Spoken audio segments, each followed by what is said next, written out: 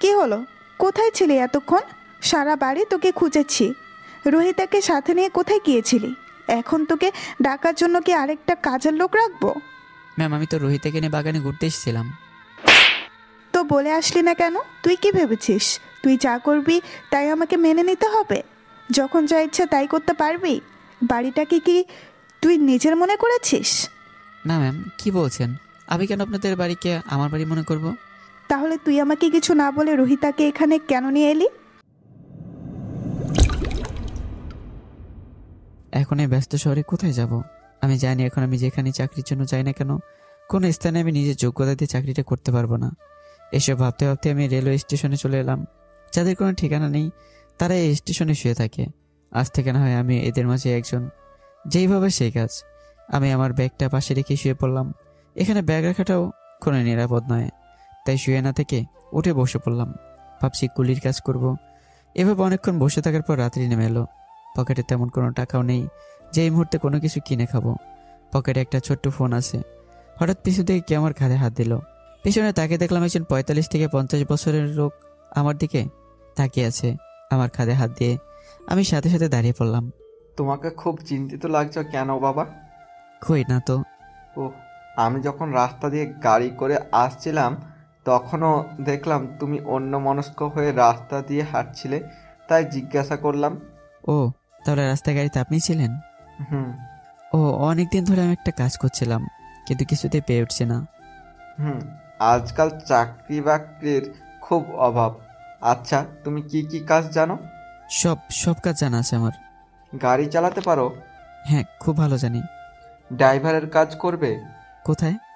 আমার গাড়ি ড্রাইভ করার কথা বলছি। জি, আমি রাজি। তাহলে আর দেরি কেন, চলো। লোকটি বলেই সামনে এগোতে লাগলো। আমি আস্তে আস্তে সামনে এগোতে লাগলাম। একমাত্র পেটের চালায় রাজি হয়েছি, না হলে তো রাজি হতাম না। আমি ভদ্রলোকটির পিছু পিছু গিয়ে গাড়িতে উঠলাম। এর আগেও আরও অনেক চালিয়েছি, তবে সেগুলো আমার নিজের। আজ পরিস্থিতি অন্যরকম বলে ড্রাইভারি করছি। আমি উঠে গাড়িটি স্টার্ট দিলাম, আর এই ভদ্রলোকটি আমার পাশে বসেছিলেন। তুমি কোনো চিন্তা করো না, তোমার থাকা খাওয়ার দায়িত্ব আমার। এসবের জন্য তোমার কাছ থেকে মাইনে কাটবো না। তাছাড়া প্রতি বছর ঈদের বোনাস সহ সকল জামা কাপড়ও পাবে। তবে তোমাকে আমার সাথে একটা চুক্তি করতে হবে।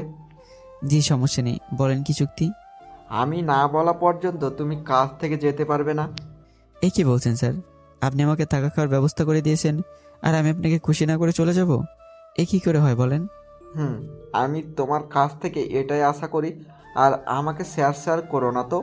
আমার নাম আশরাফ, তুমি আমাকে আঙ্কেল বলে ডাকতে পারো। ঠিক আছে স্যার, মানে আঙ্কেল। এবার থামো, আমরা এসে পড়েছি। এতক্ষণ উনি আমাকে ইশারায় রাস্তা দেখিয়ে দিচ্ছিলেন।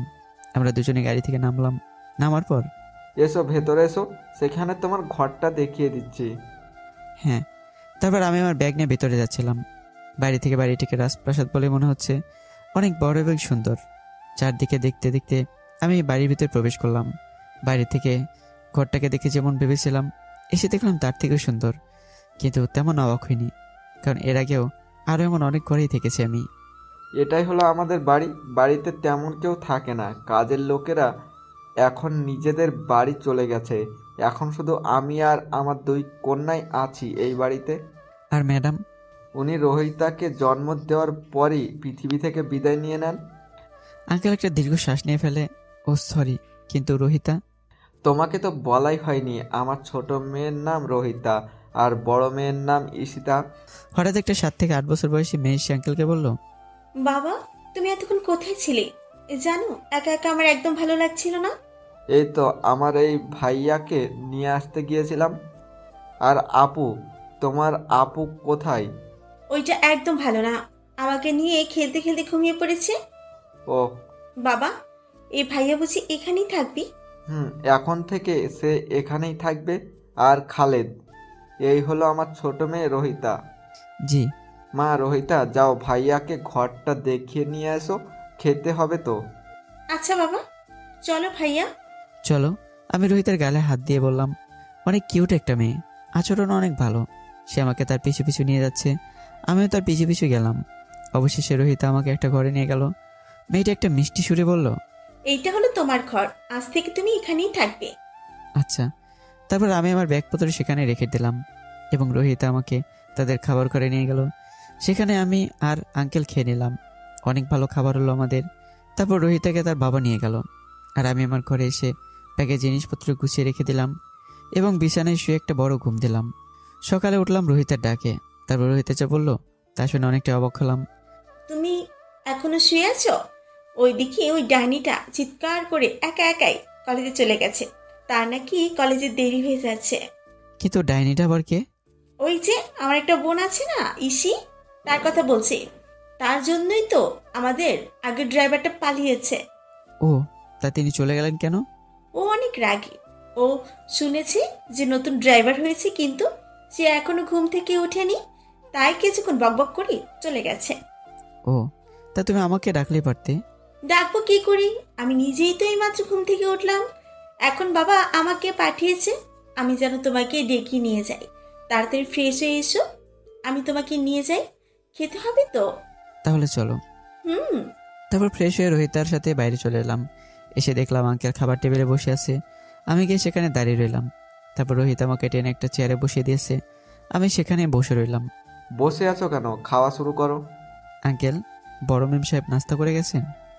তার কথা চিন্তা করে তোমার লাভ নেই। তোমাকে কিছু কথা বলে রাখি, আমার মেয়েটা এমনিতেই বদমেজাজি। তার সাথে সাবধানে কথাবার্তা বলো, আর তার কোনো কথাই মন খারাপ করো না। আর তুমি নিজেকে শুধু ড্রাইভার মনে করো না, তুমি ঈশিতাকে রক্ষা করার দায়িত্বও নিতে পারো। এতে তোমার টাকাও দ্বিগুণ করে দেওয়া হবে। সমস্যা নেই আঙ্কেল, আমি সব সামলে নিতে পারবো। আপনি এসব নিয়ে একদমই চিন্তা করবেন না। সে ভরসা আমি তোমার উপর রাখি। জি। এখন খেয়ে নাও, তারপর ঈশিতাকে নিয়ে আসতে যেতে হবে। জি আঙ্কেল। তারপর আমি খেয়ে নিলাম। এখন আমি শুধু ড্রাইভারই নই, আমি একজন বডিগার্ড। ভাবতে অবাক লাগছে, দুনিয়ার কি অপরূপ পরিবর্তন। আগে আমার কাছে 4-5টা বডিগার্ড সবসময় থাকতো, আর এখন আমি নিজেই অন্যের বডিগার্ড। আমি বডিগার্ড হয়ে রাজি হলাম না, শুধু টাকার কথা শুনে রাজি হলাম। আমার টাকার প্রচুর দরকার, প্রচুর টাকা। নিজে কাজ করতে চাই নিজের যোগ্যতাই। চলো, ঘরে যাবে না? ও চলো। তারপর আমি আর রোহিতে চলে এলাম আমার রুমে। সেখানে দুজনে কিছুক্ষণ গল্প করার পর আমি প্রস্তুত হয়ে নিলাম বড় মেম সাহেবকে নিয়ে আসার জন্য।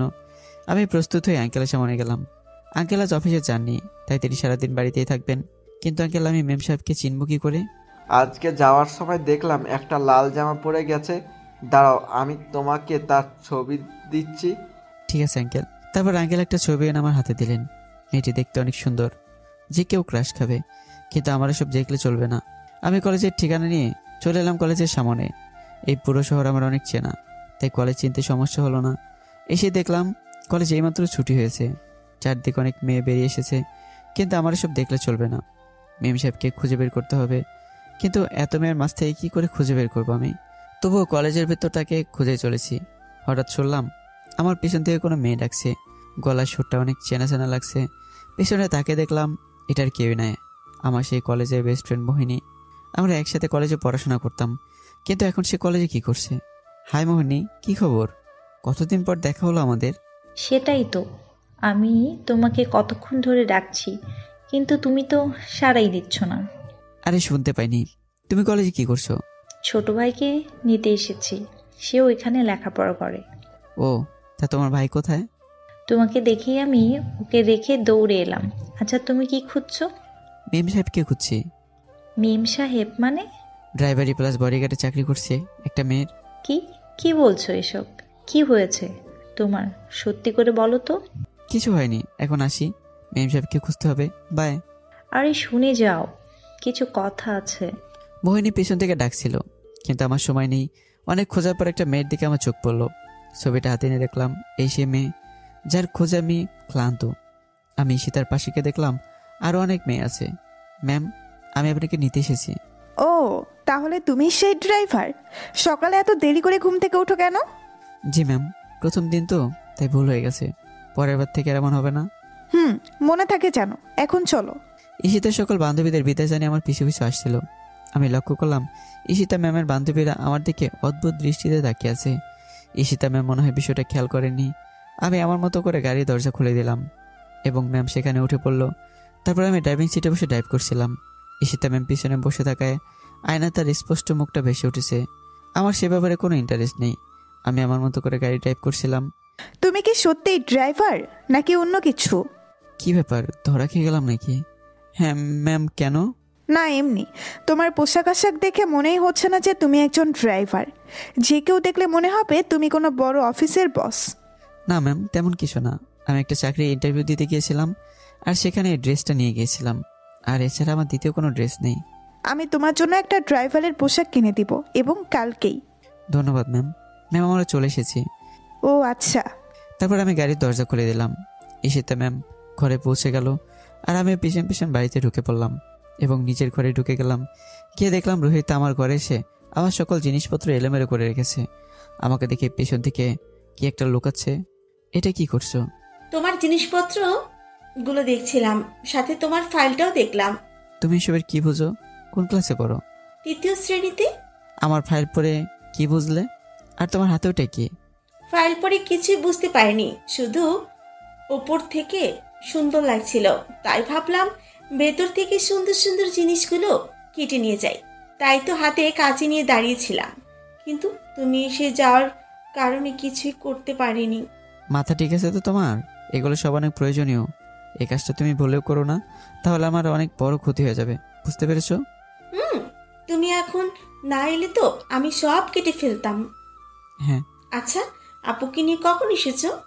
এই তো এক্ষুনি। কেন? না এমনি, ওই ডাইনির থেকে সবসময় দূরে দূরে থাকবে। মনে রেখো, আগের ড্রাইভার কিন্তু ওই ডাইনির কারণে গেছে। আচ্ছা, তুমি তোমার আপুর উপর এত রেগে থাকো কেন? কই, আমার সাথে তো ভালো ব্যবহারই করছো। প্রথম প্রথম তো যমরাজও ভালোভাবে কথা বলে, পরে কার কপালে কি লেখা থাকে সেটা সে নিজেও জানে না। আরে বাস, তুমি 3য় শ্রেণীতে পড়ো, এত উদাহরণ কোত্থেকে শিখলে? আরে এগুলো উদাহরণ নয়, সত্যি কথা। তুমি এখন বুঝবে না, পরে সময় হলে বুঝবে। আচ্ছা, তোমার কথা মানলাম, ওর থেকে দূরে থাকবো, কিন্তু এসব তুমি আমাকে বলছো কেন? তোমার সাথে থাকতে আমার খুব ভালো লাগে, যদি চলে যাও তাহলে আমার খুব খারাপ লাগবে। রোহিতা মন খারাপ করে বলল। আরে আরে, মন খারাপ করো কেন? আমি তো আর চলে যাচ্ছি না। এবার চলো, খাবে না? হ্যাঁ চলো। তারপর আমি আর রোহিতা খাবার টেবিলের সামনে চলে গেলাম। সেখানে কাজের বড় খাবার দিচ্ছে, আর আঙ্কেল সেখানে বসে আছে। আমরা যেতেই আমাদের বসতে বলল, আমরা বসলাম, কিন্তু ঈশিতা ম্যাম এখনো আসেনি। আমি খেয়ে একা একা চলে এলাম। পিছন থেকে রোহিতা এলো।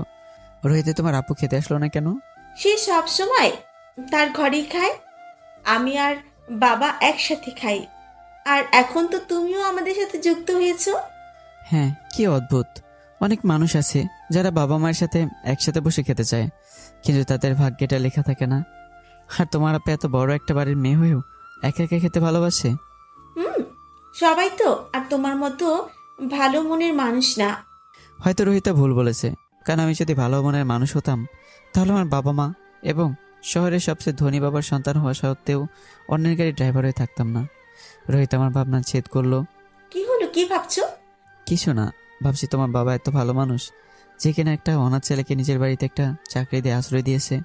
তোমাকে দেখলেই মনেই হয় না যে তুমি কোনো সাধারণ ঘরের ছেলে। তোমার চলাফেরা, কথা বলা এবং নিজের ভাবভঙ্গি দেখলে মনে হয় তুমি কোনো বড়লোক বাবার একমাত্র ছেলে। কি অদ্ভুত একটা মেয়ে, মানুষের ভাবভঙ্গি দেখে তার পরিচয় বলে দেয়, কিন্তু তাকে এখন এসব কিছু বলা যাবে না। আরে আমার এসব নিয়ে ভাবতে হবে না। একজন কাজের লোক এসে বলল, তোমাকে বড় মেম সাহেব ডাকছেন, তার নাকি রাতে কোথায় পার্টি আছে। হ্যাঁ তুমি যাও, আমি আসছি। আমি বলার পরে লোকটি চলে গেল। যাও, না হলে আবার কীর্তি শুরু হয়ে যাবে। হ্যাঁ বাই। আমি বাইরে বেরিয়ে গাড়িতে বসে রইলাম। কিছুক্ষণ পর দেখলাম ঈশিতা ম্যাম বেরিয়ে আসছে, একটু সেজে এসেছে। এখন তাকে অসম্ভব সুন্দর লাগছে, কিন্তু এই মুহূর্তে আমি যে অবস্থায় আছি তা দিয়ে এসবে নজর না দেওয়া ভালো। আমি গাড়ি থেকে নেমে ম্যামের জন্য দরজাটা খুলে দিলাম। সেখানে ম্যাম বসার পরে আমি দরজাটা অফ করে সামনে এসে বসে পড়লাম। ম্যাম, কোন দিকে যাব? ম্যাম একটা ঠিকানা বলে দিল। আমি আর কিছু জিজ্ঞাসা করিনি, কী কারণে যাচ্ছে, কোন দিকে সেই ঠিকানা, এসব কিছু আর জিজ্ঞাসা করিনি, কারণ আমি শহরের প্রত্যেকটা অলিগলি চিনি, আর এসব আমার জন্য কিছুই না। কিছুক্ষণ পর ম্যাম বলল, কি হলো, তুমি কি এখানে সবকিছু চিনো নাকি? যেখানে ঠিকানা বলছি সেখানেই চলে যাচ্ছ? ম্যাম, এই শহরের প্রত্যেকটা স্থানই আমার হাতের মুঠোয়, কারণ আমি এর আগে ওখানে ড্রাইভারের কাজ করেছি। তোমাকে দেখে মনেই হচ্ছে না যে তুমি একজন ড্রাইভার। ম্যাম, সবাই এটাই বলে। আপনাদের ঠিকানায় চলে এসেছি। আমি গাড়ি থেকে নেমে ম্যামের দরজাটা খুলে দিলাম এবং ম্যাম সেখান থেকে নেমে গেলেন। তুমি এখানেই দাঁড়াও, ভুল করেও ভেতরে এসো না। কিন্তু ম্যাম, এখন তো সন্ধ্যা হয়ে গেছে, কতক্ষণ লাগবে আসতে? যতক্ষণই লাগুক, সেটা তোমার না জানলেও চলবে। যা বলছি তাই করো। কিন্তু ম্যাম, আমাকে তো আপনার সাথে যেতে হবে। এই সন্ধ্যাবেলা আমি আপনাকে একা ছাড়তে পারি না, কারণ আপনি আমার বাকিটা আর বলতে দিল না।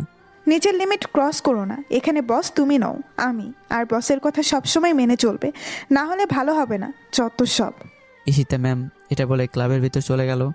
কিন্তু ম্যাম আমাকে আর বলতে না দিয়ে তার আগে চলে গেল। কিন্তু আমার এখানে বসে থাকলে চলবে না।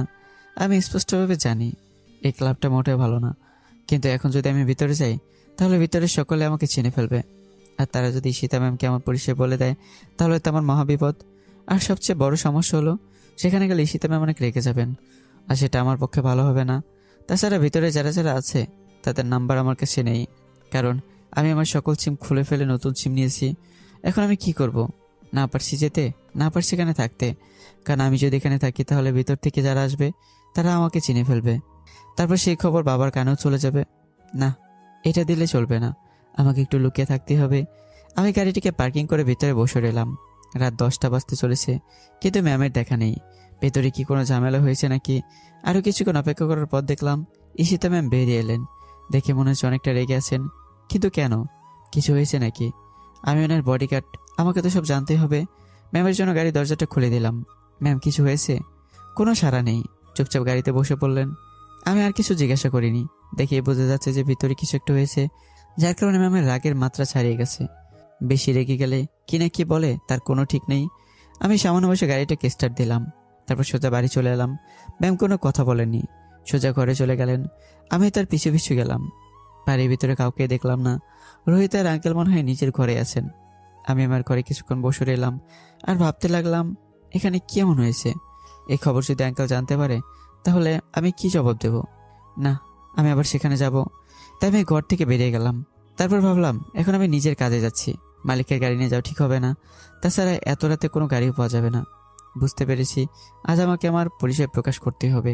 তাই আমি বড় রাস্তার পাশে দাঁড়িয়ে রইলাম, যে রাস্তা দিয়ে ড্রাগস, হিরোইন, ইয়াবা পাচার হয়। কিন্তু সে খবর একমাত্র আমি আর আমার শত্রুপক্ষের লোকেরা ছাড়া পুলিশরাও জানে না। কিছুক্ষণ দাঁড়িয়ে থাকার পরও হঠাৎ আমার অপেক্ষার অবসান হলো। দেখলাম আমার শত্রুপক্ষের একজন মোটরসাইকেলে করে এদিকে আসছিল। আমাকে সেখানে দেখতে পাইনি। আমি মুখটা ডেকে তার সামনে দাঁড়ালাম। কে তুই? এখানে কেন আসলি? রাস্তা থেকে সরে দাঁড়া। তোর মোটরসাইকেলটা আমার লাগবে। কি? আমি তোকে আবার মোটরসাইকেল দিব কেন? কারণ আমি চেয়েছি। বলতে বলতে মুখ থেকে কাপড়টা সরিয়ে নিলাম। আমার চেহারা দেখে অনেকটা ভয় পেয়েছে। মোটরসাইকেলটা সেখানে ফেলে রেখে দৌড়ে পালিয়েছে।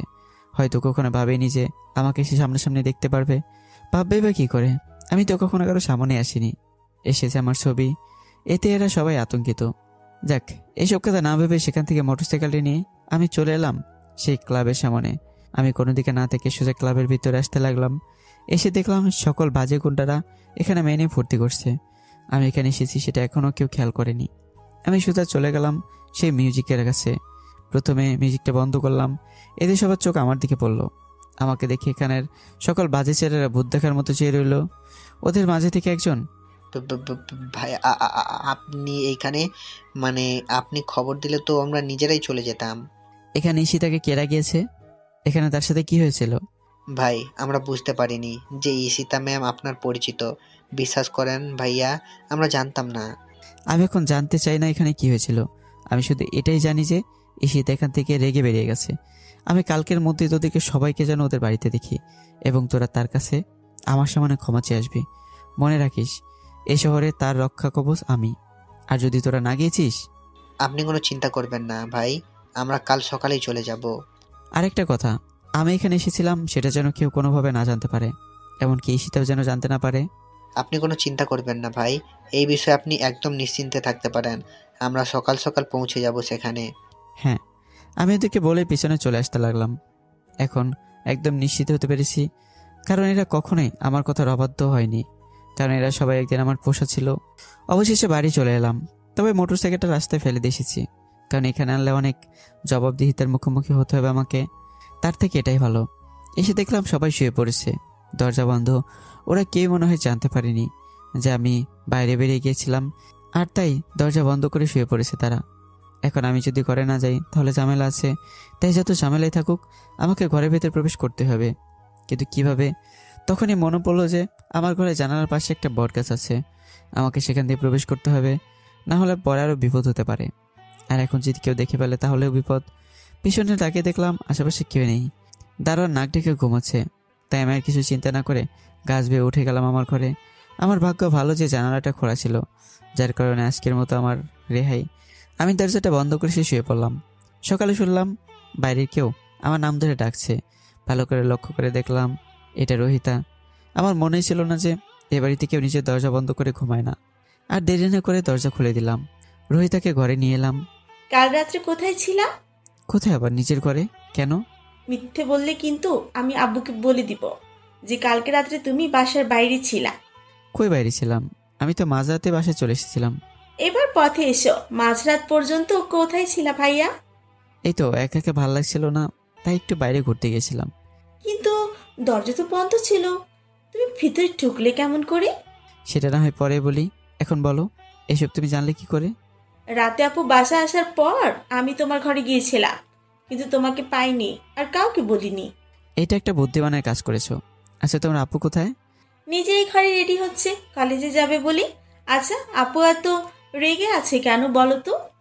জানি না, তবে কিছুক্ষণ পর মনে হয় ভালো হয়ে যাবে। এত নিশ্চিত কি করে হচ্ছে তুমি? আপুর সাথে সাবধানে কথাবার্তা বলো, এমনিতেই রাগের পরিমাণ অনেক বেড়ে গিয়েছে। সে নিয়ে তুমি চিন্তা করো না, অতি তাড়াতাড়ি এর ব্যবস্থা করে ফেলবো। তুমি এখন যাও, আমাকে রেডি হতে হবে, না হলে মেম সাহেবের দেরি হয়ে যাবে। তারপর রোহিতে চলে গেল। আমি ফ্রেশ হয়ে নিলাম, অমনি ম্যামের ডাক পড়লো, তাই বেরিয়ে গেলাম। প্রয়োজন হলে বাইরে খেয়ে নেব। ম্যামের সাথে তেমন কোনো কথা বলিনি, ম্যামকে গাড়িতে করে নিয়ে যাচ্ছিলাম। কিন্তু চিন্তার বিষয় হলো ওরা এখনও আসেনি কেন? ওদের তো এতক্ষণে চলে আসার কথা। তাছাড়া ম্যাম এখনও রেগে আছে। আমি নিশ্চিত সেখানে যা হয়েছিল তা কোনোরকম ভালোই ছিল না। ম্যাম একটা কথা বলবো? ম্যাম, গতকাল রাতে আপনি রাগ করে বেরিয়ে এসেছিলেন কেন? কিছু হয়েছিল কি সেখানে? কিছু হয়নি। প্লিজ ম্যাম, দয়া করে বলেন। বললাম তো কিছু হয়নি। এক কথা কতবার বলবো? আর একটাও কথা না বলে চুপচাপ গাড়ি চালিয়ে যা। ফালতু মেজাজ গরম করে সব সময়। উনি এই কথা বলার সাথে সাথে গাড়িটা ব্রেক মারলাম। কি হলো? গাড়ি থামালি কেন? ম্যাম, গাড়ির সামনে কারা যেন দাঁড়িয়ে আছে।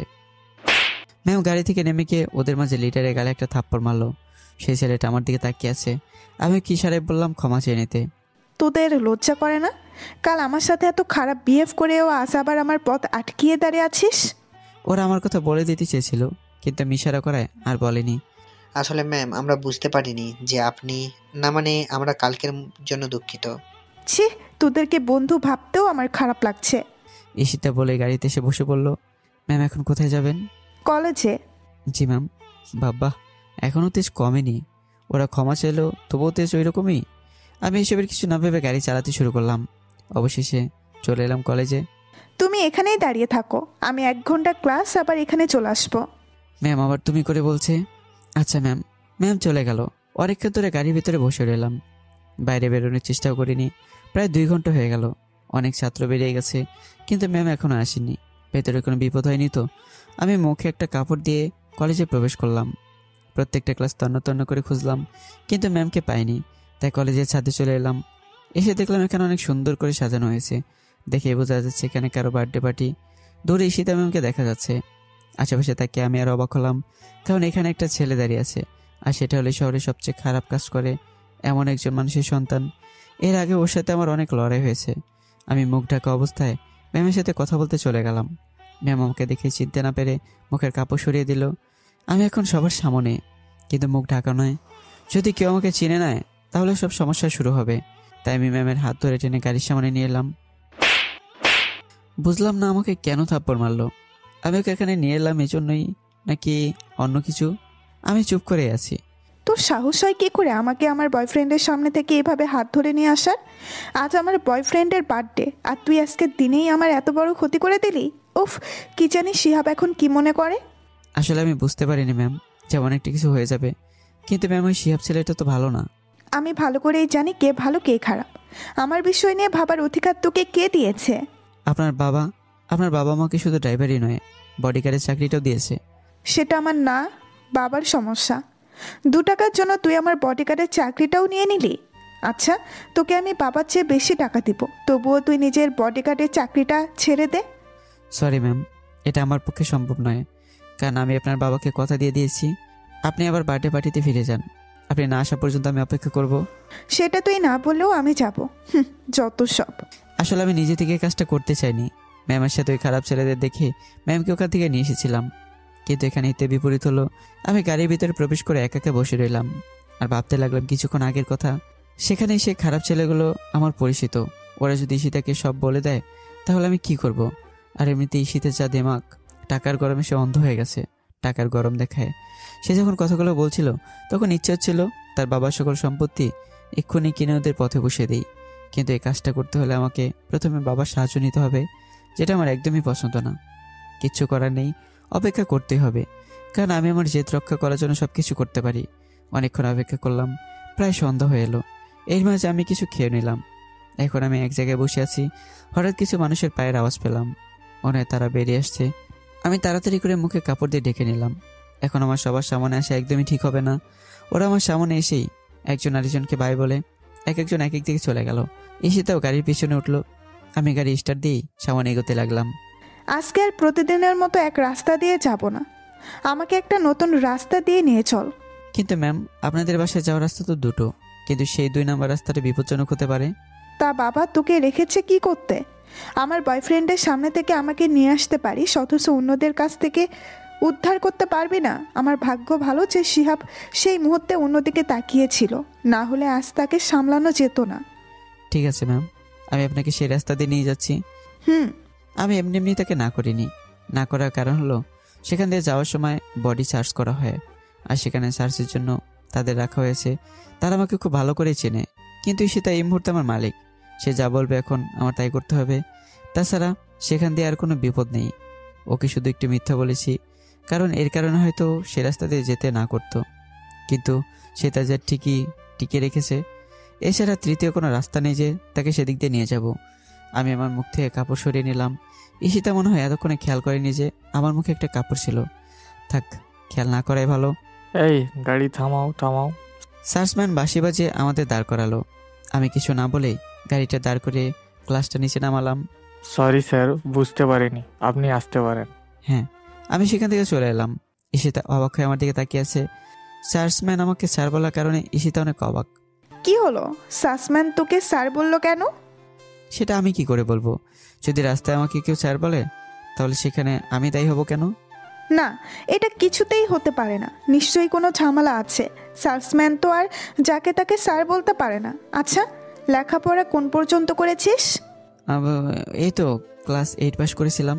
ঘড়িপেড়ার লেখাপড়া। সব বুঝে বলছিস তো? হ্যাঁ, কেন? আমাকে বোকা পেয়েছিস? ক্লাস 8 পাস করে কেউ ইন্টারভিউ দিতে চায়? ইস, ধরা খেয়ে গেলাম নাকি? আরে বুঝতে পারছে না কেন? ক্লাস 8-এর সার্টিফিকেট নিয়ে আমি ইন্টারভিউ দিতে গিয়েছিলাম, এই জন্যই তো চাকরিটা হলো না। আজব। আচ্ছা। এসে তারও বলতে চেয়েছিল, কিন্তু আমি বাধা দিলাম। ম্যাম, আমরা চলে এসেছি। ও। তারপর ঋষিতা গাড়ি থেকে নেমে চলে গেল। আমি তার পিছু পিছু নেমে গেলাম। তারপর আমিও ঘরে চলে এলাম। আমি ঘরে গিয়ে দেখলাম আঙ্কেল এইমাত্র অফিস থেকে এসেছে। আঙ্কেলের গাড়ির জন্য আলাদা একটা ড্রাইভার রাখা আছে। সে আঙ্কেলকে সময় মতো ড্রপ করে দিয়ে আসে, আর সে ড্রাইভার নিজের বাড়িতে থেকে কাজ করে। আমরা নিজেরা নিজেদের রুমে ঢুকে গেলাম। কিছুক্ষণ পর রোহিতা এলো। আজকে এত দেরিতে আসলে কেন? কলেজ তো আরো অনেক আগে ছুটি হয়ে গিয়েছে। আসবো কি করে? এতক্ষণ বসে থাকার পরও তোমার আপুর দেখা মিললো। আজকে তোমার দুলাভাইয়ের বার্থডে, তাই একটু দেরি হয়েছে। দুলাভাইটা আবার কে? তোমার আপুর বয়ফ্রেন্ড। ও আপুর বয়ফ্রেন্ড আছে? আগে তো জানতাম না। দাঁড়া, আপুকে জিজ্ঞেস করে আসি। কি? তার মানে তুমি আগে জানতে না?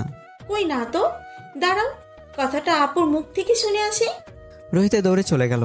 ইস, রোহিতা যদি সেখানে আমার কথা বলে দেয় তাহলে পুরো ঝামেলায় বসে যাবে। আমি আরো মনে করছি যে ঈশিতা তার বোনকে হয়তো সবকিছু আগেই বলে রেখেছে। কিছুক্ষণ বসে থাকার পর রোহিতা এসে গেল। আমি তাই কিছু বলার আগে রোহিতা বলতে শুরু করলো, তোমাকে আপু ডাকছে এক্ষুনি তার রুমে যেতে। তাহলে কি তুমি সব? আরে চলোই না। রোহিতা আমার হাত ধরে টানতে টানতে নিয়ে গেল। রোহিতের সামনে যাচ্ছে আর আমি পিছনে যাচ্ছি, কারণ এর আগে কখনো আমি ঈশিতার রুমে যাইনি। জানি না কি নাকি জিজ্ঞাসা করে বসে। কেন যে রোহিতাকে এসব বলতে গেলাম। অবশেষে রোহিতা আমাকে টানতে টানতে ঘরে নিয়ে গেল। গিয়ে দেখলাম ঈশিতা কার সাথে যেন চ্যাটিং করছিল। আমি যেতেই, ওকে এসব বলার মানে কি? কি বললাম ম্যাম? ন্যাকামো হচ্ছে আমার সাথে? সবকিছু জেনেও না জানার ভান করছিস? রোহিতাকে শিহাবের বিষয়ে কি বললি? আসলে ম্যাম আমি জানতাম না যে এই ব্যাপারে রোহিতা কিছু জানে না। এক্ষুনি আমার সামনে থেকে বেরিয়ে যা। আচ্ছা ম্যাম। আমি সেখানে এক মুহূর্ত দাঁড়িয়ে না থেকে চলে এলাম বাইরে। এসে আমার রুমে শুয়ে পড়লাম। আমার পিছু পিছু রোহিতা এসেও হাজির হলো। আমি বুঝতে পারিনি যে আপু তোমাকে বকা দিবে এত। আমি জানতাম না যে আপু তোমার সাথে এত খারাপ ব্যবহার করে। আরে না, সমস্যা নেই। তুমি তো এসব না জেনেই করেছো। তুমি খুব ভালো, কারোর সাথে রাগ করো না, শুধু সবার সাথে ভালো ব্যবহার করো। কিন্তু আমার আপুটা অনেক খারাপ, কারোর সাথে ভালো ব্যবহার করে না, সবাইকে নিচু চোখে দেখে। ম্যামের নামে বদনাম করছো? আমি যদি তোমার আপুকে সব বলে দিই? আমি জানি তুমি কখনো বলবে না। এত বিশ্বাস? চলো আমরা খেয়ে আসি, বাবা মনে হয় এক্ষুনি খাবারের জন্য ডাকবে। কিন্তু আমি তো ক্যাম্পাস থেকে খেয়ে এসেছি, তাহলে খাবো কি করে? এক কাজ করো, তুমি তোমার বাবার সাথে খেয়ে নাও। দূর, তুমি একটুও ভালো না, একা একা খেয়ে এসেছো। তোমার সাথে কথাই বলবো না, এখন আসি। আরে আমাকে আর বলতে না দিই সে দৌড়ে চলে গেল। আমি শুয়ে পড়লাম। ভালো লাগছিল না। অতীতের কথাগুলো খুব মনে পড়ছে। কোথায় শহরের সবচেয়ে আরামাইশে থাকা ছেলেটি, আর কোথায় আমি। কিন্তু দুঃখের বিষয় হলো আমাদের চেহারার অনেক মিল, কেননা সেই ছেলেটা আমি। এসব ভাবতে ভাবতে কখন যে ঘুমিয়ে পড়েছি তার কোনো ঠিক নেই। সকালে ঘুম ভাঙলো একা একা। আজ রোহিতা ডাকলো না, হয়তো সে নিজে এখনো ঘুমোচ্ছে। আমি ফ্রেশ হয়ে নিলাম। তারপরে একজন বুয়া খবর দিল যে আজকে থেকে নাকি কিছুদিনের জন্য ঈশিতার কলেজ বন্ধ, আর তাই আজ থেকে আমাকে রোহিতার দেখাশোনা করতে হবে। তারপর ওই বুয়া বলল আমাকে আঙ্কেল ডাকছেন।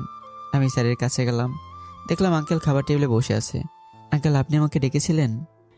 বসো। আমি বসে পড়লাম। আমি বলছিলাম কি, আজ থেকে যেহেতু ঈশিতা মামনির কলেজ বন্ধ, তাই ভাবলাম আজ থেকে কিছুদিনের জন্য তুমি রোহিতার সাথে থাকো। তেমন কিছু করতে হবে না, শুধু একবার দিয়ে আসা আর একবার নিয়ে আসার কাজটা করতে হবে। বাকি সময় ঈশিতার বডিগার্ড হয়ে থাকবে। ঠিক আছে আঙ্কেল। আমি জানি, আমি যাই বলি না কেন তুমি অমত করবে না। এবার খেয়ে নাও, রোহিতাকে স্কুলে পৌঁছে দিতে হবে তো। জি আঙ্কেল, কিন্তু রোহিতা কোথায়? সকাল থেকে তাকে দেখছে না যে। সে তার আপুর সাথে ঘুমিয়েছে। প্রতিদিন তার আপুই তাকে ডেকে তুলে, কিন্তু আজ ঈশিতার কলেজ বন্ধ বলে সে দেরিতে ঘুম থেকে উঠবে। আর আমিও রোহিতাকে ডেকে তোলার সময় পাইনি। তুমি একটু কষ্ট করে ডেকে দিও। আঙ্কেল আমি এক্ষুনি ডেকে নিয়ে আসছি। আমি উঠে চলে আসতে লাগলাম। আরে খেয়ে তো যাও। আঙ্কেল আপনি খেয়ে নিন, আমি রোহিতের সাথে খেয়ে তাকে স্কুলে পৌঁছে দেবো। আমি এরপরে চলে এলাম। কালকে যেহেতু রোহিতা আমাকে ঈশিতার ঘরে দেখেছে, তাই ঘর চিনতে সমস্যা হচ্ছে না। আমি এসে দেখলাম ঈশিতার ঘরের দরজা খোলা। এমনিতেই তাদের ঘরের দরজা খোলা থাকে। রুমে এসে দেখলাম তারা দুই বোন একজন আরেকজনকে জড়িয়ে ধরে ঘুমিয়ে আছে। আমি তাদের সামনে গেলাম। এখন রোহিতাকে ডাক দিলে ঈশিতা রেগে যাবে। এমনিতে রাগে পুরো গুন্ডার ওর ভিতরে, কিন্তু ঘুমন্ত অবস্থায় তাকে পুরো বিপরীত দেখা যায়। মায়াবী মুখ, এলোমেলো চুল, জানালার বাইরে থেকে একটু আলো এসে পড়ছে তার গালে। এমন অবস্থায় তাকে একদম পরীর মতো লাগছে। পার্থক্য শুধু এটাই, তার ডানা নেই। ইচ্ছে করছিল তার গালে গিয়ে একটা ছোট্ট করে চুমু দিয়ে আসি। হ্যালো।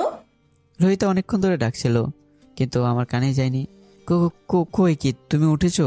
তোমাকে ডাকতেই তো এখানে আসলাম। এখানে তুমি আমাকে ডেকেছো নাকি আমি তোমাকে? সে একজন ডাকলেই হলো। তুমি আমাকে ডাকছো, না হয় আমি তোমাকে। এখন ওরে তাড়াতাড়ি ফ্রেশ হয়ে নাও, আজ আমি তোমার সাথে স্কুলে যাব। সত্যি? হ্যাঁ, যতদিন তোমার আপুর কলেজ খোলা না হবে ততদিন আমি তোমাকে একবার স্কুলে দিয়ে আসবো, আরেকবার নিয়ে আসবো। ও কি মজা, দাঁড়াও আমি এক্ষুনি ফ্রেশ হয়ে আসছি। হ্যাঁ তাড়াতাড়ি চলে এসো, সময় কম। রোহিতা আস্তে আস্তে চলে গেল, আর আমি সেখানে দাঁড়িয়ে থাকিনি। ঈশিতা আমাকে তার ঘরে দেখতে পেয়ে রাগে আগুন হয়ে যাবে, তাই এখানে না থাকাই ভালো। তাই আমি সেখান থেকে বেরিয়ে এলাম। নাস্তার টেবিলে একা একা বসে রইলাম। কিছুক্ষণের মাঝে রোহিতা চলে এলো। তাকে নিয়ে সকালে নাস্তা করে বেরিয়ে পড়লাম। তাকে নিয়ে একটা রিক্সায় উঠবো, কিন্তু আমার শরীরে এখনও সাহেবি পোশাক, এখনও ড্রাইভারের পোশাক কেনা হয়নি। আমার মুখ ঢাকতে হবে। আমি একটা কাপড় নিয়ে মুখটা ঢেকে ফেললাম। কি হলো, তুমি মুখ ঢাকলে কেন? কই কিছু না তো, রাস্তার ধুলো বলে আমার একদম অসহ্য লাগে, তাই মুখ ঢেকে নিলাম। ও তাহলে চলো। তারপর একটা রিক্সা নিয়ে আমরা দুজনে উঠে পড়লাম। কিছুক্ষণের মধ্যেই স্কুলে পৌঁছে গেলাম। রোহিতাকে তার স্কুলে পৌঁছে দিয়ে চলে এলাম প্রিন্সিপালের রুমে। আমার মুখের কাপড়টা সরিয়ে প্রিন্সিপালের সামনে চেয়ারটা থেকে বসলাম। আমাকে দেখে প্রিন্সিপাল সাহেব চিনতে না পেরে দাঁড়িয়ে গেলেন। আপনি এভাবে অবর্ডের মতো বসে পড়লেন কেন? Abhirai group of ইন্ডাস্ট্রিজের Malik Abhirai. Sir আসলে আমি আপনাকে চিনতে পারিনি। একবার আপনার ছবি দেখেছিলাম, কিন্তু এখন কিছুক্ষণের জন্য আপনার মুখটা ভুলে গিয়েছিলাম। আমার মনে হচ্ছে আমি এই মুহূর্তে স্বপ্ন দেখছি। Sir, I am sorry. চেনার কথা নয়, এই এলাকা আমাকে কেউই চিনতে পারবে না। স্যার, আমি কি আপনার কোনো উপকারে আসতে পারি? হ্যাঁ, এই স্কুলে 3য় শ্রেণীতে পড়া রোহিত চৌধুরীকে সর্বদা চোখে চোখে রাখার দায়িত্ব আপনার। ঠিক আছে স্যার, আপনি কোনো চিন্তা করবেন না। এই স্কুলে রোহিতার কোনো সমস্যা হবে না। না, তাকে অন্যদের ছাত্র থেকে আলাদা করে দেখতে হবে না। আমি যে স্কুলে থাকা অবস্থায় তার জন্য কোনো বিপদ না হয়। আমি এখানে প্রতিদিন আসতে পারবো না। এ নিয়ে আপনি কোনো চিন্তা করবেন না। আচ্ছা, আপনাকে একটা কথা জিজ্ঞেস করব, যদি অনুমতি দেন তাহলে? হ্যাঁ। আপনি কি আশরাফ চৌধুরীর জামাই হন? না মানে তার তো একটা সুযোগ্য মেয়ে আছে, তাই ভাবলাম। এ নিয়ে আপনার মাথা নাগামালেও চলবে। আপনাকে যা বলেছি শুধু তাই করবেন। আর মনে রাখবেন, আমার পরিচয় এখানে আপনি ছাড়া আর কেউ যেন জানতে না পারে। ঠিক আছে। প্রিন্সিপাল কোনো প্রশ্ন না করে সোজা উত্তর দিয়ে দিল। তারপর আমি সেখান থেকে উঠে আবার মুখোশ পরে বাইরে বেরিয়ে গেলাম। এখানে আবার অনেক সময় চলে গেছে। কিছুক্ষণের মধ্যে স্কুলে ছুটির ঘন্টা বাজবে, তাই আমি সেখানে অপেক্ষা করতে লাগলাম। অনেকক্ষণ পর স্কুল ছুটি হয়ে গেল। তারপর রোহিতা বেরিয়ে এলো। আমি তাকে নিয়ে রিক্সায় করে বাসায় চলে এলাম। এভাবে কিছুদিন চলে গেল। এরই মধ্যে ঈশিতার কলেজ বন্ধ শেষ হয়ে গেল। চৌধুরী বাড়িতে এখন অনেক পরিবর্তন দেখা দিয়েছে। রোহিতা প্রতিদিন আমার সাথে ঘুমায়। ঈশিতা সবার সাথে একসাথে বসে 3 বেলা খাবার খায়। 8-10টা বাড়ির মতো এটা ওখানে একটা আনন্দময় বাড়ি। শুধু একটা সমস্যা রয়ে গেছে, আর সেটা হলো ঈশিতার সে খারাপ ব্যবহার। আমার মনে হয় এই খারাপ ব্যবহার সেদিনই যাবে যেদিন সে তার আসল রূপ ঈশিতাকে দেখাবে। আর সেদিন বেশি দেরি নেই। প্রতিদিনের মতো আজকে রোহিতা আমার সাথেই ঘুমিয়েছে। সকালে সেই সবার আগে ঘুম থেকে উঠে আমাকে ডেকে তুললো। তারপর সকলে মিলে ফ্রেশ হয়ে খাবার খেয়ে নিলাম। আমি ভালো করেই জানি যে এই ব্যাপারটা ঈশিতা একদম পছন্দ করে না, তবু আঙ্কেলের সামনে কিছু বলে না। আজ তারা কেউ স্কুল অথবা কলেজে যাবে না, কারণ আজকে তারা 2 বোনই ঘুরে বেড়াবে। আমাকে রোহিতা বলেছিল, কিন্তু আমি চাইনি। তারা রিক্সায় করে ঘুরবে, সেখানে আমি গিয়ে কী করব? তাই আমি রুমে গিয়ে শুয়ে পড়লাম। হঠাৎ একটা ফোন পেয়ে আমি আতঙ্কিত হয়ে পড়লাম। হ্যালো, কে বলছেন? তোর শুভাকাঙ্ক্ষী। যা বলছি মন দিয়ে শোন। এক্ষুনি অভিমানী পার্কে চলে আয়। আমি তোর জন্য সেখানে অপেক্ষা করব। একটা মেয়েলি কণ্ঠে, কিন্তু কণ্ঠটা অনেক চেনা চেনা লাগছে। কে আপনি? আর আপনার কথায় আমি দেখা করব কেন? এতে তোর খারাপ হবে না, ভালোই হবে। তুই যাকে মনে প্রাণে খুঁজছিস, দুর্জন চক্রবর্তী, তার খবর আমি জানি। কিন্তু আপনাকে চিনব কি করে? আমি তোকে চিনে নিব। বলে মেয়েটি ফোন কেটে দিল। আমি তাড়াতাড়ি করে বেরিয়ে এলাম। দেখলাম রোহিত আর ঈশিতা আমার আগে বেরিয়ে গেছে। তাদের বাড়ি থেকে মেন রাস্তায় যাওয়ার রাস্তা 2টা। একটা দিয়ে তারা যাচ্ছে, আর বিপরীত রাস্তা দিয়ে আমি চললাম। অবশেষে পৌঁছে গেলাম আবামনী পার্কে। চারদিকে খুঁজতে লাগলাম, কিন্তু কোথাও খুঁজে পেলাম না। একটা ফোন দিলাম। আপনি কোথায়? এখানে চলে আয়, একটা কালো রঙের জামা পরে আছি। হ্যাঁ, আমি মেয়েটির বলা জায়গায় চলে গেলাম। দেখলাম তিনি একটা মেয়ে উল্টো দিকে ফিরে দাঁড়িয়ে আছে। আমি মেয়েটির পাশে গেলাম। এই যে শুনছেন, আমি বলতে মেয়েটা আমার দিকে ফিরল। আরে, এ তো আমার কোম্পানির ম্যানেজার। মারিয়া, আপনি? আমি তোর কোম্পানির ম্যানেজার হয়ে নয়, তোর কলেজ ফ্রেন্ড হয়ে এসেছি। ও, এবার বলো, বাবা কেমন আছে? ভালোই আছি। আচ্ছা অভি, একটা কথা বলতো, তুই সব জেনে শুনেও কেন বাড়ি থেকে চলে এলি? তুই তো ভালো করেই জানিস আমার লুকিয়ে থাকার উদ্দেশ্য হলো দুর্জনকে আবার দেশে ফিরে আনা। ও যদি জানতে পারে যে আমি বাড়ি থেকে চলে গেছি, তাহলে সে আবার দেশে ফিরে আসবে। সে না হয় বুঝলাম, কিন্তু আসার সময় তুই তোর বাবাকে দোষ দিয়ে নাই আসতে পারতি। ও সবকিছুই শুধু একটা নাটক। ও, তা কি করছিস আজকাল? কোথায় থাকিস? একটা মেয়ের বডিগার্ডের কাজ করছি। কি? যে কিনা সারাদিন 5টা করে বডিগার্ড সাথে নিয়ে ঘুরতো, সে আজ একটা মেয়ের বডিগার্ড? এটাও আমাকে মানতে হবে? এটাই বাস্তব। অভি, তোকে আমি আবারও বলছি, তুই সব ছেড়ে আমার বাসায় আয়, সেখানেই থাকবি। আমি তোর বন্ধু হয়ে বলছি। মারিয়া আমার কাঁধে হাত দিয়ে বলল, না, এসব কখনোই সম্ভব নয়। এখন বল, দুর্জনের কি খবর? শত্রুর খবর নিচ্ছিস? কই, আমাকে তো এখনো জিজ্ঞাসা করলি না যে আমি কেমন আছি। মারিয়া, তোকে আমি আগে অনেকবার বলেছি এসব পাগলামো করিস না। আমার উদ্দেশ্য এখন একটাই, আর সে হলো দুর্জন। তাহলে শোন, দুর্জন সামনের মাসে দেশে ফিরছে। আচ্ছা, আসি। আমি সেখান থেকে চলে আসতে লাগলাম। বাহ, অভিরাই দেখছি এখন আর আগের অভি নেই। হ্যাঁ, অভিরা এখন খালেদ নামে পরিচিত। একটু দাঁড়িয়ে বলে আবার সেখান থেকে চলে আসলাম। সেখানে আর না থেকে চলে আসলাম বাসায়। এসে দেখলাম এখনও রোহিত আর ঈশিতা বাসায় আসেনি, আর আঙ্কেলও আসেনি। আমি তো আমার রুমে এসে শুয়ে পড়লাম। এখন আমাকে অনেক প্ল্যান করতে হবে, কারণ দুর্জান দেশে ঢোকা মাত্রই তাকে আক্রমণ করতে হবে। এতদিনের প্রতিশোধ নেওয়ার সময় এসেছে, তার জন্য আমাকে 1 মাস অপেক্ষা করতে হবে। কিছুক্ষণ শুয়ে থাকার পর হঠাৎ একটা ফোন এলো। তাকে দেখলাম এটার কেউ নয়, মারিয়া। আবার কেন ফোন দিয়েছিস? বাড়িতে পৌঁছে গিয়েছো? এই এত ঢং করছিস কেন? ঢং করছি কোথায়, শুধু জিজ্ঞাসা করছি পৌঁছে গেছিস কি না। হ্যাঁ রাখছি বলে আমি ফোন কেটে দিলাম।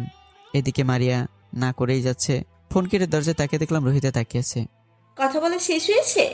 হ্যাঁ, কখন এসেছো? এই তো এইমাত্র। রোহিতা বলতে বলতে ঘরের ভিতরে প্রবেশ করলো। কোথায় কোথায় ঘুরেছো? অনেক জায়গা, আভামনি পার্কেও গিয়েছিল। আমি আভামনি পার্কে মানে? ঘাবড়ে গিয়েছো নাকি অভি ভাইয়া? ও অভি ভাই? কে অভি ভাই? আমি কোনো অভি টভিকে চিনি না, আমি শুধু খালেদকে চিনি। কে অভি? আমিও তো সেটাই বলছি, কে অভি? আমি আগে থেকেই জানতাম তোমার মাঝে কিছু একটা আছে, কারণ সেই দিন তুমি আমাকে স্কুলে পৌঁছে দেওয়ার পর প্রিন্সিপালের সাথে যা যা আলাপ করেছিলে আমি সব শুনে ফেলেছিলাম। তারপর আজ যখন আভামনি পার্কে তোমাদের কথা শুনলাম, তখন আমি নিশ্চিত হলাম যে তুমি আমাদের থেকেও কিছু একটা লুকাচ্ছ। ও তাহলে জেনে গিয়েছো? আমার মনে হয় শেষ রক্ষা হলো না। তুমি যদি আমাকে সব বলো তাহলে আমি তোমাকে এই বাড়িতে থাকার ব্যবস্থা করে দিব। বলো কি তুমি, কি তোমার পরিচয়? আমি যদিও বলি তাহলে এখানে আমি থাকতে পারবো না। এখন তুমি যদি আমাকে কথা দাও যেসব কথা তুমি কাউকে বলবে না, তাহলে আমি বলতে পারি। কথা দিলা, তোমার বলা একটি কথাও আমি কাউকে বলবো না। এবার বলো। হ্যাঁ তাহলে শোনো, আমি খুব বড় একটা পরিবারের সন্তান। আমাদের না আছে টাকা পয়সার অভাব, না আছে অর্থকরীর অভাব। আমি আমার পরিবারের একমাত্র সন্তান। মা বাবা দুজনেই ছিল আমার, কিন্তু হঠাৎ একটা ভুলের কারণে আজ আমার মা আর বেঁচে নেই। ছোট্ট থেকে বাবা আমাকে নিজের সাথে রাখেননি, কারণ বাবা কখনো চাননি যে আমি যেন অন্য কারো সাহায্য নিয়ে বেঁচে থাকি। আমি যেন আর 5টা ছেলের মতো সাধারণ জীবনযাপন করি। আমার বাবার পোষা ছেলেদের থেকে যেন সর্বদা দূরে থাকি। তাই ছোটো থেকে বাবা আমাকে লন্ডনে লেখাপড়া করিয়েছেন। তখন আমার মা বেঁচে ছিল, কিন্তু 10ম শ্রেণী পাশ করার পর আমি আমার বাবার সাথে জেদ করে দেশে ফিরে আসি। তারপর এখান থেকে কলেজে পড়াশোনা করি। আমার সাথে সবসময় 4-5 জন লোক থাকতো। বাবা মানা করলেও তারা মানতো না, কারণ তারা আমাকে নিজ জীবনের থেকে বেশি ভালোবাসতো। নয়ন, রাসেল, আকাশ, ওকে তোমরা একাই ছাড়তে পারো। ও নিজের মতো করে দেশটাকে ঘুরে দেখুক। না আঙ্কেল, আমরা কখনোই মালিককে একা ছাড়বো না। চারিদিকে আমাদের অনেক শত্রু। তাছাড়া আমরা সাথে থাকলে তো তোমার কোনো সমস্যা নেই, আর আপনারাও নিশ্চিন্তে থাকতে পারেন। তোমরা একদম ঠিক বলেছো। তোমরা কেউ ওর বাবার কথায় কান দিও না। চারিদিকে যা ঝামেলা পাকিয়ে রেখেছে, আবার ছেলেকে স্বাধীনতা দিয়েছে। মা তুমিও আমাকে তো একাও ছাড়তে পারো নাকি? সবসময় বডিগার্ড সাথে থাকলে নিজের অনেক খারাপ লাগে। আমি তো এখন আর অনেক ছোট নেই যে কেউ আমাকে এত সহজে কিডন্যাপ করবে। হয়েছে, এসব নিয়ে তো ওকে আর ভাবতে হবে না। আকাশ, তোমরা ওকে নিয়ে যাও। ঠিক আছে আন্টি, চলেন মালিক। এই সবসময় মালিক মালিক করে না তো। আমি তোমাদের সমবয়সী, আর আমাকে তুমি করে বলবে, আর আমার নাম ধরে ডাকবে, ওকে? ওরা বাবা মায়ের দিকে তাকিয়ে আছে। আমাকে নাম ধরে ডাকলে বাবা তাদের শাস্তি দেবে এই ভয়ে। আমি বাবার দিকে তাকিয়ে দেখলাম বাবা কি বলে। আরে আমার দিকে দেখার কি আছে? ও যা বলছে তাই করো, এখানে এত ভাবার কিছু নেই। আমাকে যেহেতু আঙ্কেল ডাকো, ওকে তোমাদের বন্ধু মনে করো। ঠিক আছে আঙ্কেল। হ্যাঁ। তারপর ওরা আমাকে নিয়ে একটা গাড়িতে উঠলো। সামনে আমি আর রাসেল, আর পিছনের সিটে বসে আছে বাকি 2 জন। রাসেল গাড়ি ড্রাইভ করছিল, আমি বসে বসে ড্রাইভ করা দেখছিলাম। গাড়ি থামাও। কেন, কি হয়েছে? কিছু না, আমি ড্রাইভ শিখবো। যাক, অকালে মৃত্যুর আশাটা দেখছি এখনই পূরণ হইয়া যাইব। প্লিজ আমাকে শেখাও, অনেক দিনের ইচ্ছে যে আমি একদিন ড্রাইভ করব। আচ্ছা, তুমি আমার জায়গায় এসো, আমি শিখিয়ে দিচ্ছি। তারপর আমি আকাশের কথা মতো তার জায়গায় চলে এলাম আর গাড়ি ড্রাইভ করছিলাম, কিন্তু একা একা কিছুতেই পারছিলাম না। তাই আকাশ আমাকে সাহায্য করলো। আমরা 2 জন মিলে গাড়ি ড্রাইভ করে কলেজে চলে এলাম। সেদিনই ছিল আমার কলেজের প্রথম দিন। আমাকে তারা 3 জন ক্লাস পর্যন্ত এগিয়ে দিয়ে এসেছিল। তারপর তারা বাইরে আমার জন্য অপেক্ষা করছিল, আর ক্লাসরুমে আমার পাশে বসেছিল মারিয়া। আর সেখানে তার সাথে আমার পরিচয়। আমরা ভালো বন্ধু হয়ে উঠি, কিন্তু আমাকে সে একদিনও বন্ধু মনে করেনি, সবসময় পাগলামো করেই গেছে। কিন্তু তাকে আমি এখনও একজন ভালো বন্ধুই মনে করি। সে ছাড়াও কলেজে আমার অনেক কিছু ফ্রেন্ড আছে। এভাবে কিছুদিন চলে গেল। আমি ড্রাইভ করা সম্পূর্ণ শিখে গেলাম। এখন কলেজে যাওয়া আসার সময় আমি নিজে ড্রাইভ করতাম। আচ্ছা, আমি যেখানে যাই তোমরা আমার পাশাপাশি থাকছো কেন? হঠাৎ এরকম অদ্ভুত প্রশ্ন? না, এমনি আমার জানতে ইচ্ছে করছে যে আমাদের কি বড় কোনো শত্রু আছে যার ভয় আমাকে তোমরা সবসময় চোখে চোখে রাখো? আছে, একজন আছে। কি? দুর্জন চক্রবর্তী। সে সর্বদা আশায় থাকে কখন আমাদের বিপদে ফেলতে পারবে। সে সুযোগ পেলে কাউকেই ছেড়ে কথা বলে না। দুর্জন আমাদের চিরশত্রু, আমাদের থেকে কোনো অংশে কম নয় সে। আর সে এটাও জেনে গেছে যে তুমি দেশে ফিরে এসেছো। ও, তার জন্যই তোমরা আমাকে একা ছাড়তে চাও না, তাই না? কাল থেকে আমি কলেজে একা আসবো আর একাই যাব, কিন্তু আসা যাওয়া করার সময় মুখোশ পরে আসা যাওয়া করবো, তাহলে আমাকে কেউ চিনতে পারবে না। তাছাড়া আমি ছোট থেকে লন্ডনে ছিলাম, আমাকে এই শহরে তেমন কেউ আমাকে বলতে না দিয়ে আকাশ বলতে শুরু করলো। এই শহরের প্রত্যেকটি অলিগলিতে থাকা পোকামাকড়ও তোমাকে স্পষ্টভাবে চেনে। তুমি হয়তো ভুলে যাচ্ছ যে তুমি এই শহরের সবচাইতে বিত্তশালী ব্যক্তি রায়মোহনের একমাত্র ছেলে অভিরায়। হ্যাঁ, তুমি যা বলছো তাও ঠিক আছে, কিন্তু আমি না থাকার পরও তারা আমাকে এত ভালো করে চিনে কি করে? তুমি দেশে ফিরবে শুনে তোমার বাবা নিজের ছেলেকে শহরে পরিচিত করানোর জন্য সকল টিভি চ্যানেল, পত্রপত্রিকায় বিজ্ঞাপন দিয়ে দিয়েছিলেন, যার কারণে তুমি এখন সবার কাছে পরিচিত। কলেজে এসে গেছি, তোমরা এখানে দাঁড়াও, আমি কলেজ থেকে ক্লাস করে আসছি। আমি সেখানে গাড়ি থেকে নেমে গেলাম। তাদের গেটের বাইরে রেখে আমি কলেজের ভিতরে প্রবেশ করলাম। দেখলাম দূরে একটা বট গাছের নিচে মারিয়া কি যেন ভাবছিল। আমি ক্লাসে না গিয়ে তার কাছে চলে গেলাম। Hi Maria. হাই। মন খারাপ কেন তোর? কই না তো। ফাজলামো করিস কেন? সত্যি করে বল, না হলে আরেকটা দেবো। তুই তো জানিস আমার বাবা মা কেউ নেই, ফুপির কাছ থেকে বড় হয়েছি। আমার কপাল গুনে ওনাদের মতো ফুপা ফুপি পেয়েছিলাম। এখন আমি আর ছোট নেই, আমি নিজে থেকে ওদের জন্য কিছু একটা করতে চাই। ভাবছি ছোটখাটো একটা চাকরি করব। তা কর, এখানে এত ভাবার কি আছে? কিন্তু কিসের চাকরি করব সেটা ভাবছি। এই মুহূর্তে আমি চাকরি পাবো কোথায়? ও, তাহলে তুই এক কাজ কর, এক সপ্তাহ অপেক্ষা কর, তারপর আমি দেখছি কি করা যায়। কি করবি তুই? আমার উপর একটু বিশ্বাস করে দেখ, পরে না হয় কিছু ভাবিস। এখন এটা নিয়ে ভাবা বাদ দে। তাহলে আর কি, চল ক্লাসে যাই। তারপর মারিয়াকে নিয়ে ক্লাস করে বেরিয়ে এলাম। আমি গাড়ি ড্রাইভ করে পৌঁছে গেলাম, গিয়ে সবাই একসাথে খেয়ে নিলাম। এমনিতে আমরা একসাথে খাওয়া দাওয়া করি। বাবা অভি, কে একটু তৈরি হয়ে নে তো, একটু অফিসে যাবি। বাবা হঠাৎ এই সময় অফিসে কেন? আগে চল, তারপরে দেখবি কি হয়। আমি আর কোনো কথা বলিনি। আমি তাকে রইলাম আকাশ আর সেলা নয়নের দিকে, কিন্তু তারা বাবার সামনে কিছু বলছে না। কি আর করার, তৈরি হয়ে নিলাম, বাবার হুকুম যেতেই হবে। কিন্তু আজ আমার সাথে আকাশটা যাচ্ছে না, আজ যাচ্ছে আলাদা 5 জন। বাবার আমি 2 জন 2 গাড়িতে করে অফিসে যাচ্ছিলাম। আমি এখন আমাদের অফিসের ব্যাপারে কিছুই জানি না। আসলে আমাদের অফিসের নামটা আমার অজানা, আমার এসবের বিষয়ে কোনো ইন্টারেস্ট নেই। কিন্তু আজ প্রথম আমি অফিসে যাচ্ছি। পৌঁছে গেলাম অফিসে। অফিসের নামটা দেখে অবাক হলাম, কারণ এটা আমার নিজের নামেরই অফিস, অভিরাই গ্রুপ অফ ইন্ডাস্ট্রি। নামটা দেখে অনেক ভালো লাগলো। আমাকে নিয়ে তারা ভিতরে প্রবেশ করছিল। একটা ঘরে নিয়ে তুললো আমাকে। দেখলাম অফিসের সকল স্টাফরা একত্রে মিলিত হয়েছে। তারা এই অসময়ে অফিসে কি করছে? হয়তো বাবা মিটিং ডেকেছে, তাই তারা একত্রে মিলিত হয়েছে। কিন্তু আমি তাদের সামনে একটা জিনিস দেখে অনেকটাই অবাক হলাম, কারণ তারা একটা লাশকে সামনে নিয়ে দাঁড়িয়ে আছে। লাশের বিষয়ে বাবা যা বললো তা শুনে আবার অনেকটাই দুঃখ হলো, কারণ বাবা বলল যে এই লাশটা নাকি আমাদের ম্যানেজার আঙ্কেলের। অনেকদিন ধরে তিনি হসপিটালে ভর্তি ছিলেন। আজ বাবা একটা মিটিং ডেকেছিলেন, আর আজকে তিনি মৃত্যুবরণ করেন। বাবা, আজকের মিটিংটা 2 দিন পরে করলে হয় না? আমি বাবার কানের কাছে গিয়ে কথাটা বললাম।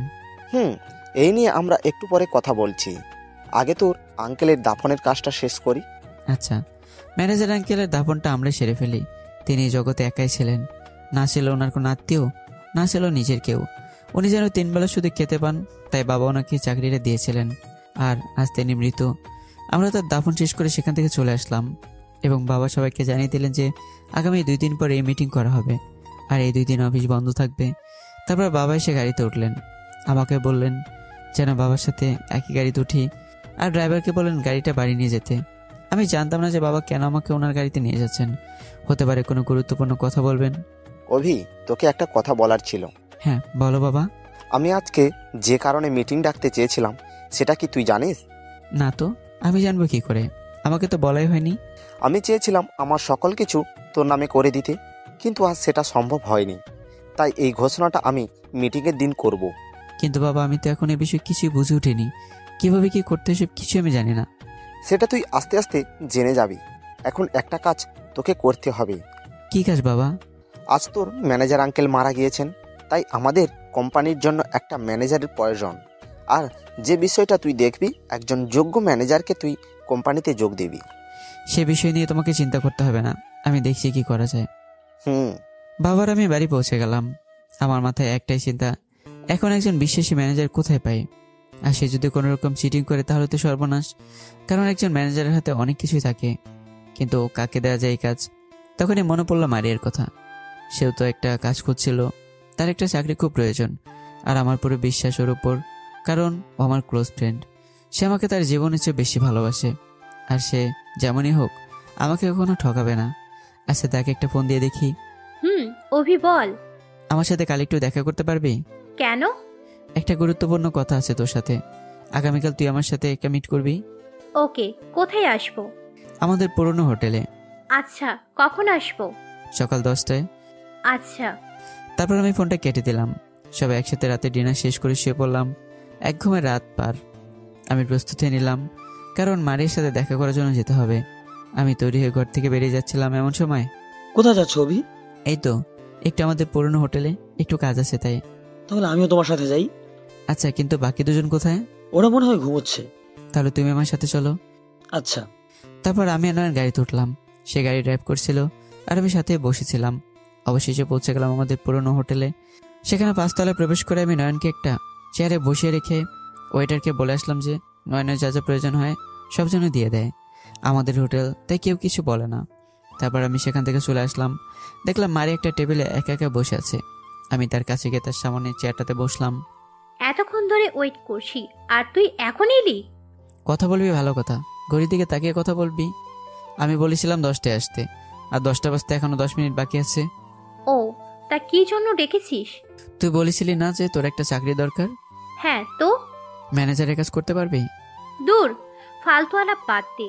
সাধারণ একটা কাজ খুঁজছি, তাই পাচ্ছি না, আবার ম্যানেজার? এত বাজে বকিস কেন? যা বলছি তার উত্তর দে। না পারি না, তবে শিখে নিতে পারবো। হ্যাঁ, আগামীকাল সকাল 10টায় আমাদের অফিসে উপস্থিত থাকবি। সেখানে তো চাকরি কনফার্ম। সত্যি? তোদের তো অফিসের অভাব নেই। তা কোন অফিসে? অভিরাই গ্রুপ অফ ইন্ডাস্ট্রিতে। অভি, প্লিজ একটু দাঁড়াবি?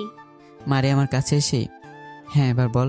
তারপর মারিয়া যা করলো তাতে কি শুধু আমি নই, এই হোটেলের সকল মানুষ অবাক হয়ে গেল। কারণ মারি আমাকে জড়িয়ে ধরলো।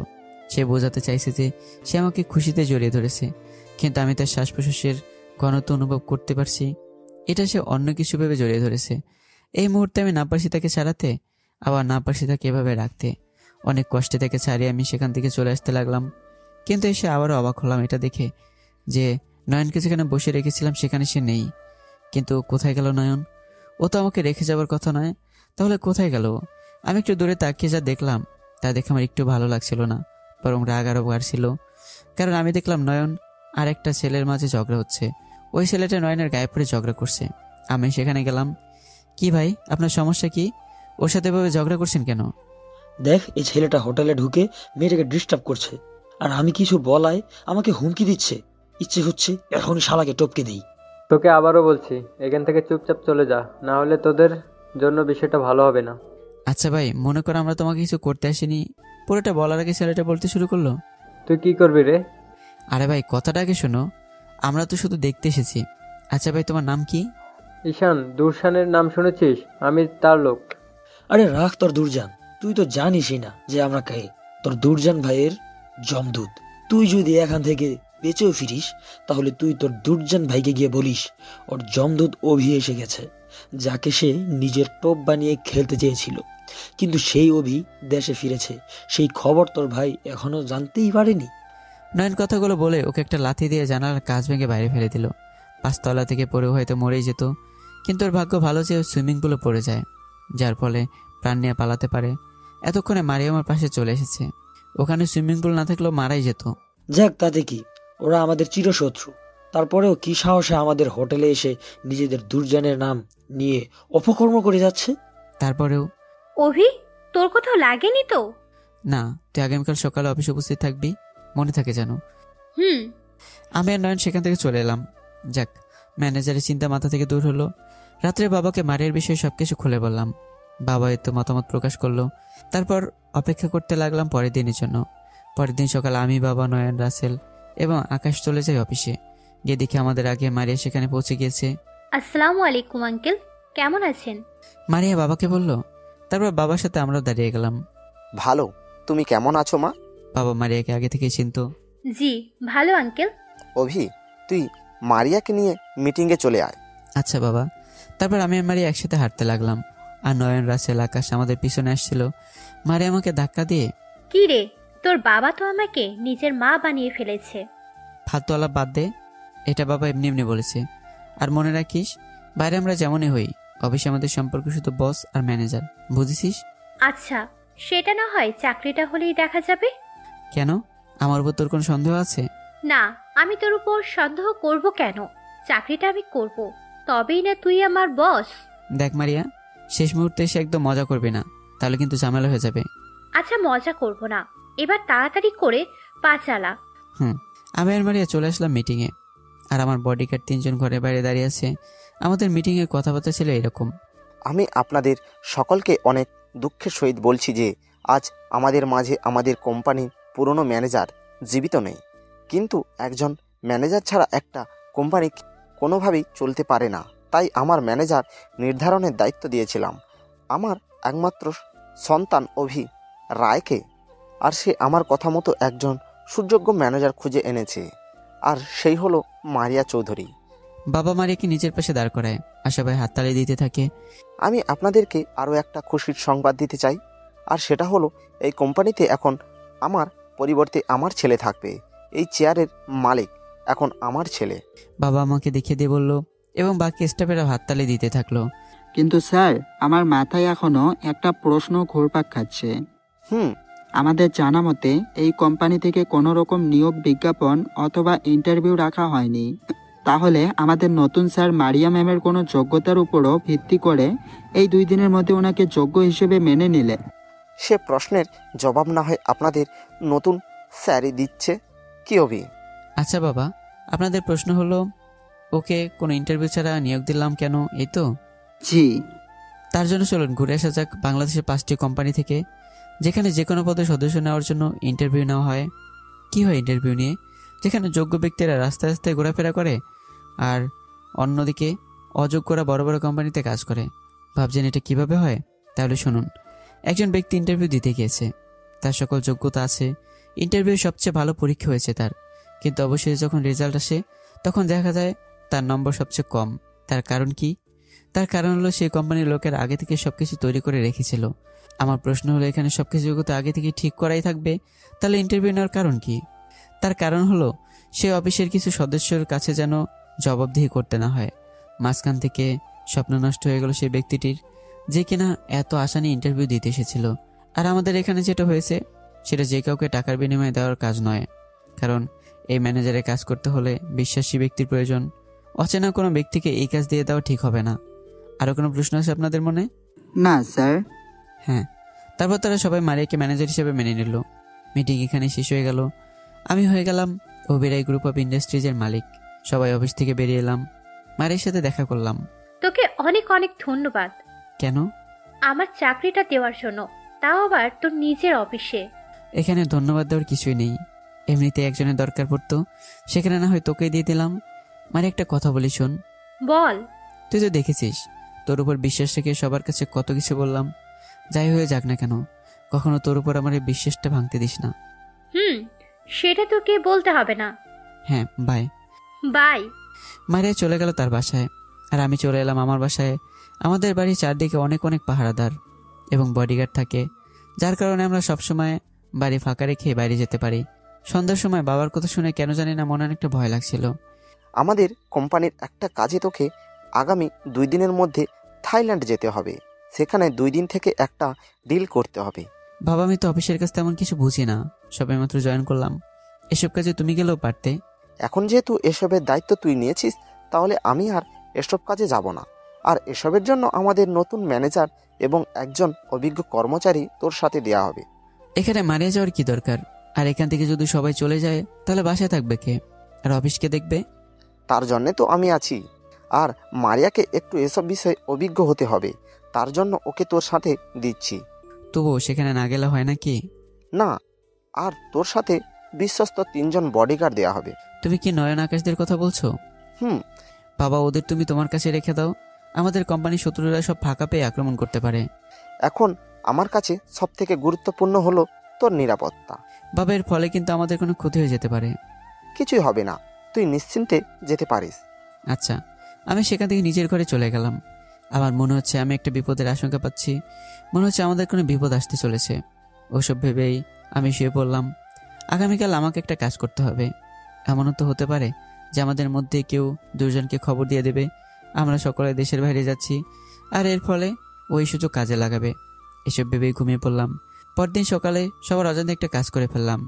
আমাদের সমস্ত বাড়ি, অফিস, যা কিছু আছে সব কিছু আমার চোখের ভিতরে নিয়ে এলাম। তারপর বাবাকে বললাম, বাবা, আমি মায়ের সাথে কথা বলতে পারবো না। তুমি বলে দাও যে আমরা আগামীকাল থাইল্যান্ড যাচ্ছি। আচ্ছা, এই বিষয় নিয়ে তুই চিন্তা করিস না, আমি দেখছি। আচ্ছা। তারপর আকাশকে নিয়ে একটু বাইরে বেরোলাম। সারাদিন ঘুরে রাতে বাসায় এলাম। হঠাৎ দেখলাম মারিয়ার ফোন এসেছে। ফোনটা রিসিভ করলাম। হ্যাঁ, বল। আগামীকাল নাকি আমরা থাইল্যান্ড যাচ্ছি? হ্যাঁ, কেন, বাবা তোকে বলেনি?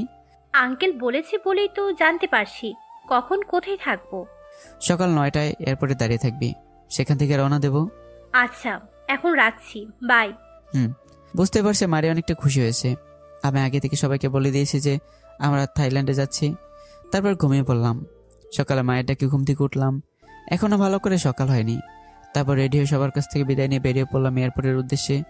আমরা 4 জন একটা গাড়ি নিলাম। আমার সাথে সে রাসেল, সে ড্রাইভ করছে, আর নয়ন আকাশ পেছনের সিটে বসেছিল। আমাদের যেতে একটু দেরি হয়ে যাচ্ছিল। রাসেল, আমাদের এয়ারপোর্টে যাওয়ার কোনো দ্বিতীয় কোনো সহজ রাস্তা আছে যেখান দিয়ে গেলে তাড়াতাড়ি হবে? একটা রাস্তা আছে। রাসেল এই কথাটা বলতে আকাশ পিছন থেকে রাসেলকে একটা ইশারা করলো।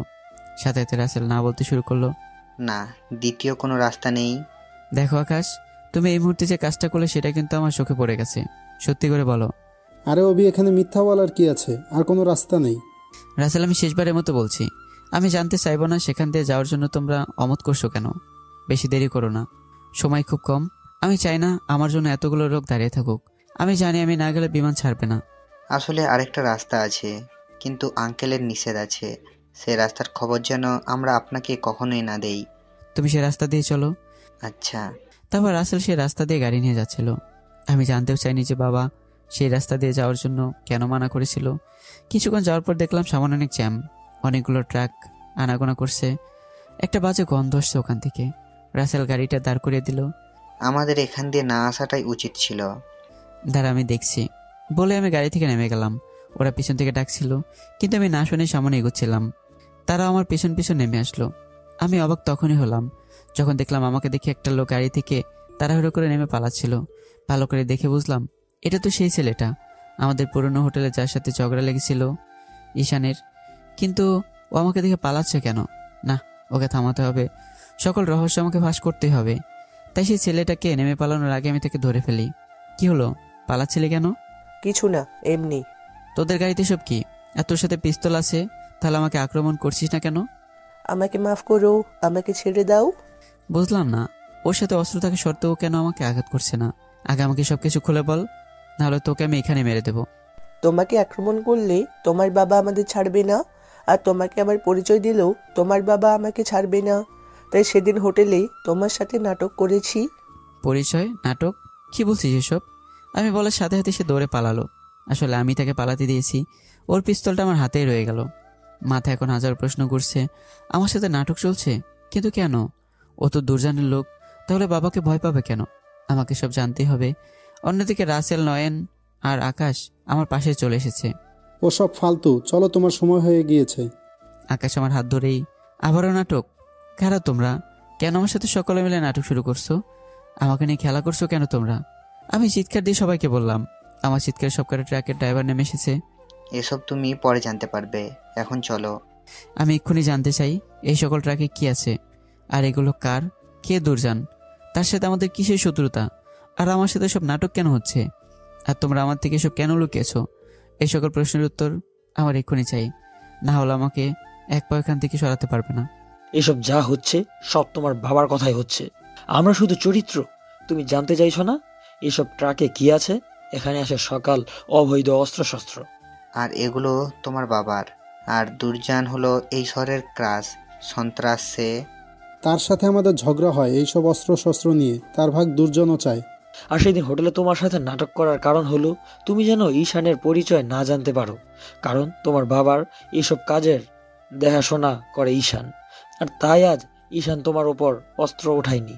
তোমার কাছে যেন এইসব বিষয় গোপন রাখি, তার জন্য তোমার বাবা আমাদের আদেশ দিয়েছিলেন যে কোনো মূল্যে আমরা যেন এসব লুকিয়ে যাই, কিন্তু শেষ পর্যন্ত পারলাম না। তোমরা পেরেছো, ঠকেছি শুধু আমি। আমি আজও জানলাম না যে আমার বাবা সন্ত্রাস করে, কিন্তু প্রকৃতপক্ষে তিনি নাটকের পরিচালক। তাহলে কি তুমি এখন থাইল্যান্ড যাচ্ছ না? যাব, কিন্তু আসার নিশ্চয়তা নেই। চলো।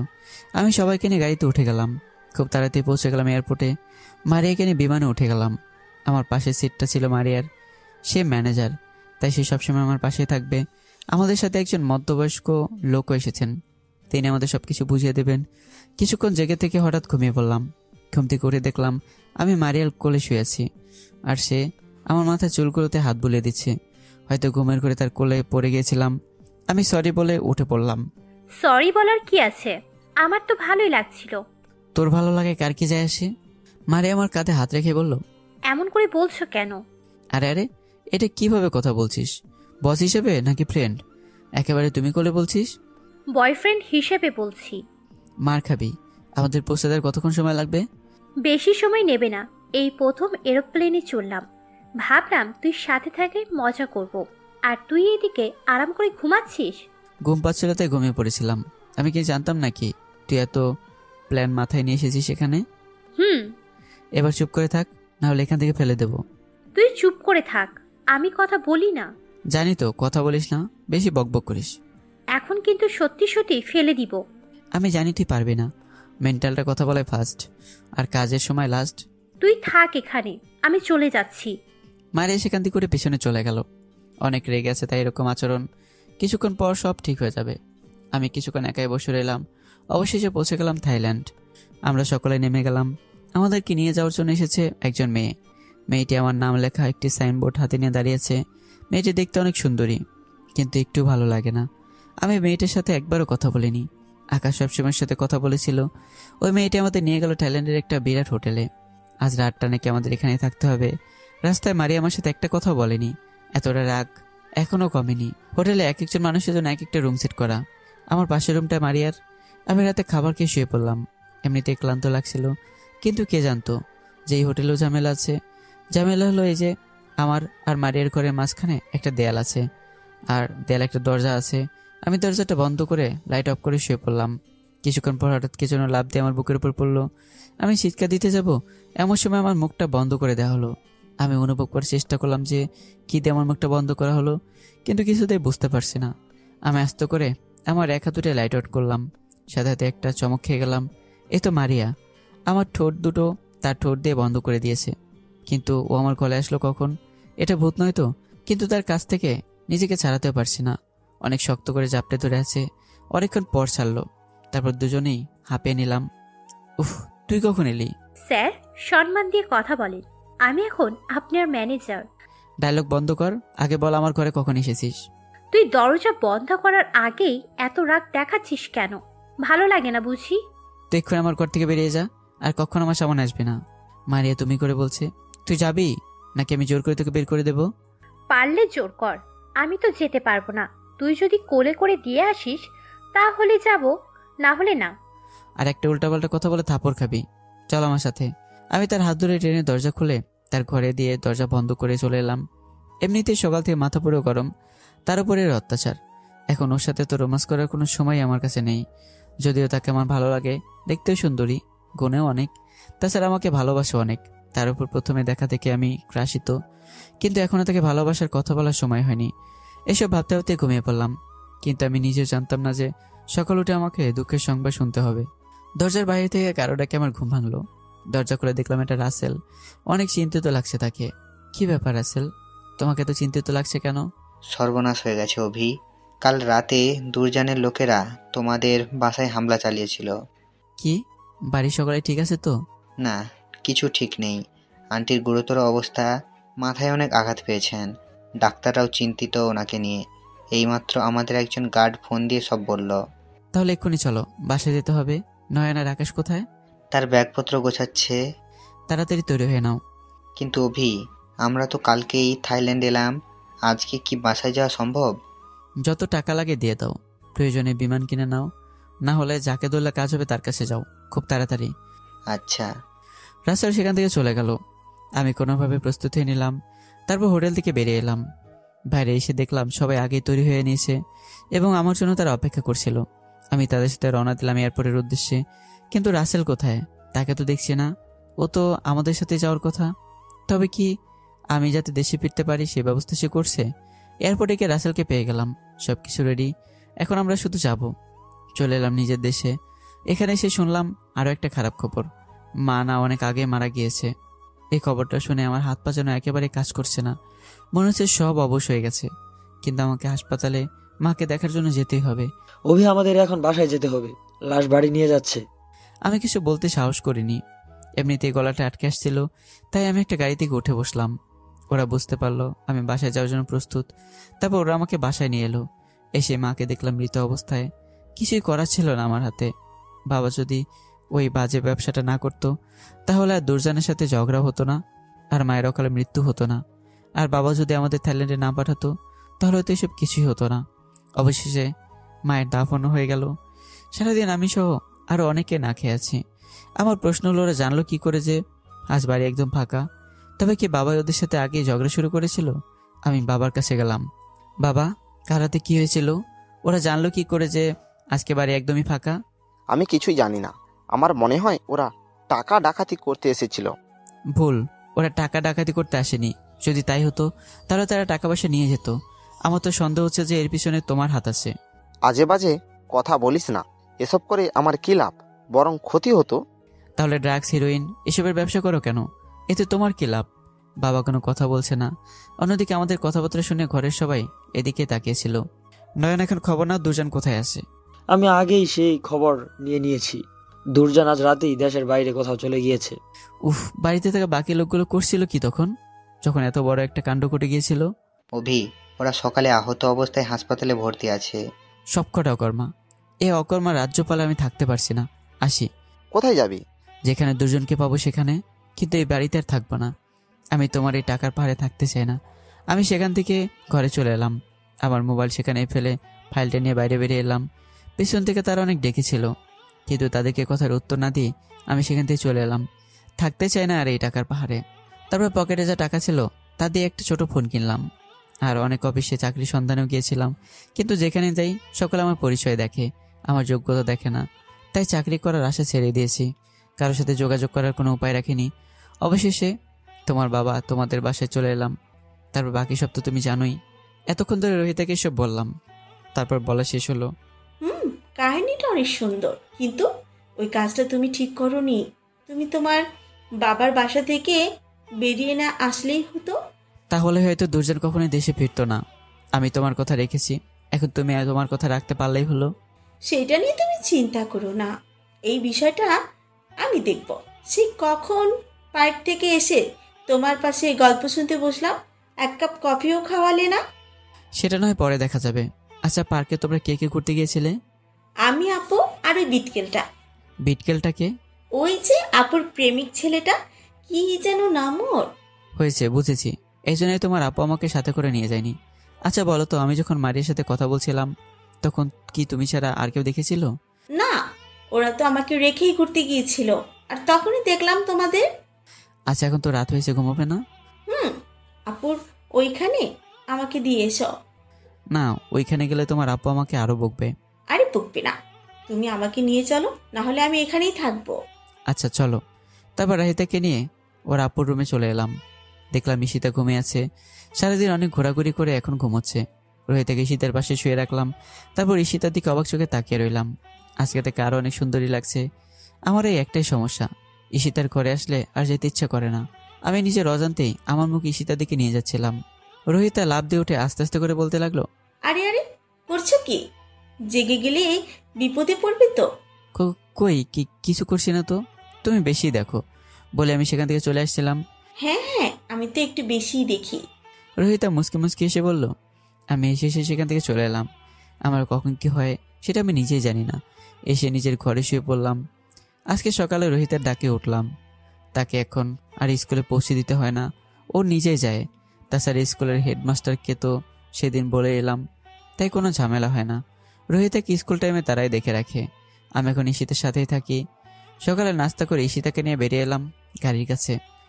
এসে লক্ষ্য করলাম ঈশিতাকে আজ অনেক সুন্দর লাগছে। গায়ে একটা নীল ড্রেস, হাতে গোলাপি রঙের চুড়ি, সাথে ঠোঁটে গোলাপি রঙের লিপস্টিক, সব মিলে অসাধারণ লাগছিল। আমি নিশ্চিত আজকে তার কোনো খারাপ ধান্দা আছে। এখন কিছু বলবো না, দুজনে গাড়িতে করে যেতে লাগলাম। ম্যাম, আজকে কি সোজা কলেজে যাব? না, তুমি চালাতে থাকো, আমি যে দিক দিয়ে বলবো সেই দিক দিয়ে যেতে থাকো। আমি গাড়ি থামিয়ে দিলাম। কি হলো, গাড়ি থামালি কেন? এখন আবার তুই করে বলছে। না ম্যাম, এসব আমি পারবো না। আপনাকে আঙ্কেল কলেজের জন্য পাঠিয়েছেন, আপনি ওনার সাথে ছলনা করতে পারেন না। তোকে ড্রাইভারের চাকরি দেওয়া হয়েছে, যেখানে দিয়ে বলছিস সেখানে দিয়ে যা। আমাকে শুধু ড্রাইভারই নয়, আমার দেহরক্ষের দায়িত্বটাও দেওয়া হয়েছে। মুখের উপরে কথা তো ভালোই শিখেছিস। গাড়ি স্টার্ট দিয়ে যেখানে বলছিস সেখান দিয়ে যা। বেশি বকবক করলে যে টাকাটা তোকে দেয় সেটাও পাবি না। ম্যাম, আমি টাকার জন্য কাজ করি ঠিকই, কিন্তু কারোর সাথে ছলনা করি না। এই ছোট লোকের বাচ্চা, এত কথা বলছিস কেন? যা বলছি তাই কর। আমি কোনো কথা না বলে গাড়ি থেকে নেমে এলাম আর পেছনে ঈশিতার সাথে গিয়ে বসলাম। তোর সাহস তো কম না, তুই আমার পাশে এসেছিস কেন? আমি ছোট লোকের বাচ্চা, তাই না? তাই। তাহলে দেখো। কি হলো, কাছে আসছিস কেন? আমি তাকে আর কোনো কথা বলার সুযোগ না দিই 4 ঠোঁট এক করে দিলাম। এমনিতেই ঠোঁটগুলো আমাকে জ্বালাচ্ছিল, এখন সব হিসাব চুকিয়ে নেব। ঈশিতা অনেক চেষ্টা করছে নিজেকে ছাড়ানোর জন্য। বেচারি ভাবতে পারিনি যে আমি তার সাথে এমনটা করব, কিন্তু কিছু করারও নেই। ও একটু বেশি বেড়ে গিয়েছিল, তেজ একটু কমিয়ে দিতে হবে। অনেক চটপট করার পরে কোনো কাজ হচ্ছে না। তারপর সে তেমন আর জোর খাটালো না। বুঝতে পারছি তারও অনেক ভালো লাগছে। গাড়ির ভিতরে এমনভাবে জোর করে লিপ কিস করার মজাটাই অন্যরকম। আগেই মারিয়ার থেকে বিষয়টা বুঝে গিয়েছিলাম। প্রায় 6-7 মিনিট পর সেরে দিয়ে পিছনে একটা সিটে শুয়ে পড়লাম। পাশে তাকে দেখলাম ঈশিতা অনেক ক্লান্ত হয়ে শুয়ে পড়লো, কিছু বলছে না, মাথা নিচু করে বসে আছে। আমার আর কি, ক্রাশকে কিস করতে পেরে এখন আনন্দেই আছি। গাড়ির ভিতর থেকে সিট টুপকে সামনে ড্রাইভিং সিটে বসে পড়লাম এবং গাড়ি স্টার্ট দিলাম কলেজের উদ্দেশ্যে। কলেজ পর্যন্ত কোনো কথা বললো না। কলেজে আমি নিজের মুখ ঢেকে গাড়ির ভিতরেই বসে রইলাম আর ঈশিতা নেমে ক্লাসে চলে গেল। কলেজে প্রিন্সিপালের সাথে দেখা করার প্রয়োজন, কিন্তু এখন করব না। যখন দেখব আশেপাশে কেউ নেই তখন করব। কিছুক্ষণ গাড়ির ভিতরে এমনি এমনি বসে রইলাম। দেখলাম 2টা ছেলে আমার দিকে আসছে। ছেলেগুলোর থেকে একজন আমার গাড়ির কাছে এসেই, তোর নাম খালেদ? হ্যাঁ ভাই, কেন, কোনো সমস্যা? তুই নাকি তোর মালিকের সাথে খারাপ ব্যবহার করিস। এখন বুঝতে পারছি ওরা কেন এখানে এসেছে। না তো ভাই, আমি এলাম সহজ সরল সোজা একটা ড্রাইভার মানুষ, আমার কি সাধ্য এসব করার? এইবার শুধু বলেছে যে একটু হুমকি দিয়ে যেতে, পরের বার কিন্তু ছাড় পাবি না। ভাই, তোমরা কি শিহাব ভাইয়ের লোক? আমার নাম রাজা আর ওর নাম রনি। আচ্ছা ভাই, আর ডিস্টার্ব করবো না। তোর মুখে কাপড় কেন? ভাই, আমার মুখ পড়া, ঝামেলা আছে। ও ভালো, মনে থাকে যেন কথাগুলো। আমার এখানে ঝগড়া করার কোনো ইচ্ছে নেই, যার কারণে সেখানে কিছুই করিনি। ওদেরকে দেখে নেওয়ার জন্য একটা কাজ করতে হবে। আমি পকেট থেকে ফোনটা বের করে মারিয়াকে ফোন করলাম। ফোন করার সাথে সাথে ফোনটা রিসিভ করা হলো। Hello Maria. আমাকে ফোন দিলি কি মনে করে? একটা দরকার ছিল, একটা হেল্প করবি? বল, তুই যা বলবি তাই করতে রাজি আছি। আরে তেমন কিছু না, শুধু আকাশের নাম্বারটা দিতে পারবি, খুব প্রয়োজন। এটা আবার এমন কি? নোট কর, 01। হ্যাঁ, কেমন আছিস? ভালো। আমাকে জিজ্ঞাসা করতে ইচ্ছে হলো তাহলে? আরে এমন করে বলছিস কেন? যেন তোকে আমি চিনি না। ভালো আছি, তোর কি খবর? ভালোই, এখন রাখি। তারপর ফোনটা রেখে দিলাম। ফোন দিলাম আকাশকে। আমি জানি আমার কথা তারা এখনো শুনবে, তাই একটা ফোন দিলাম, সাথে সাথে রিসিভ করলো। কে বলছেন? অভি বলছি। ওহ সরি, আমি চিনতে পারিনি। কেমন আছো অভি?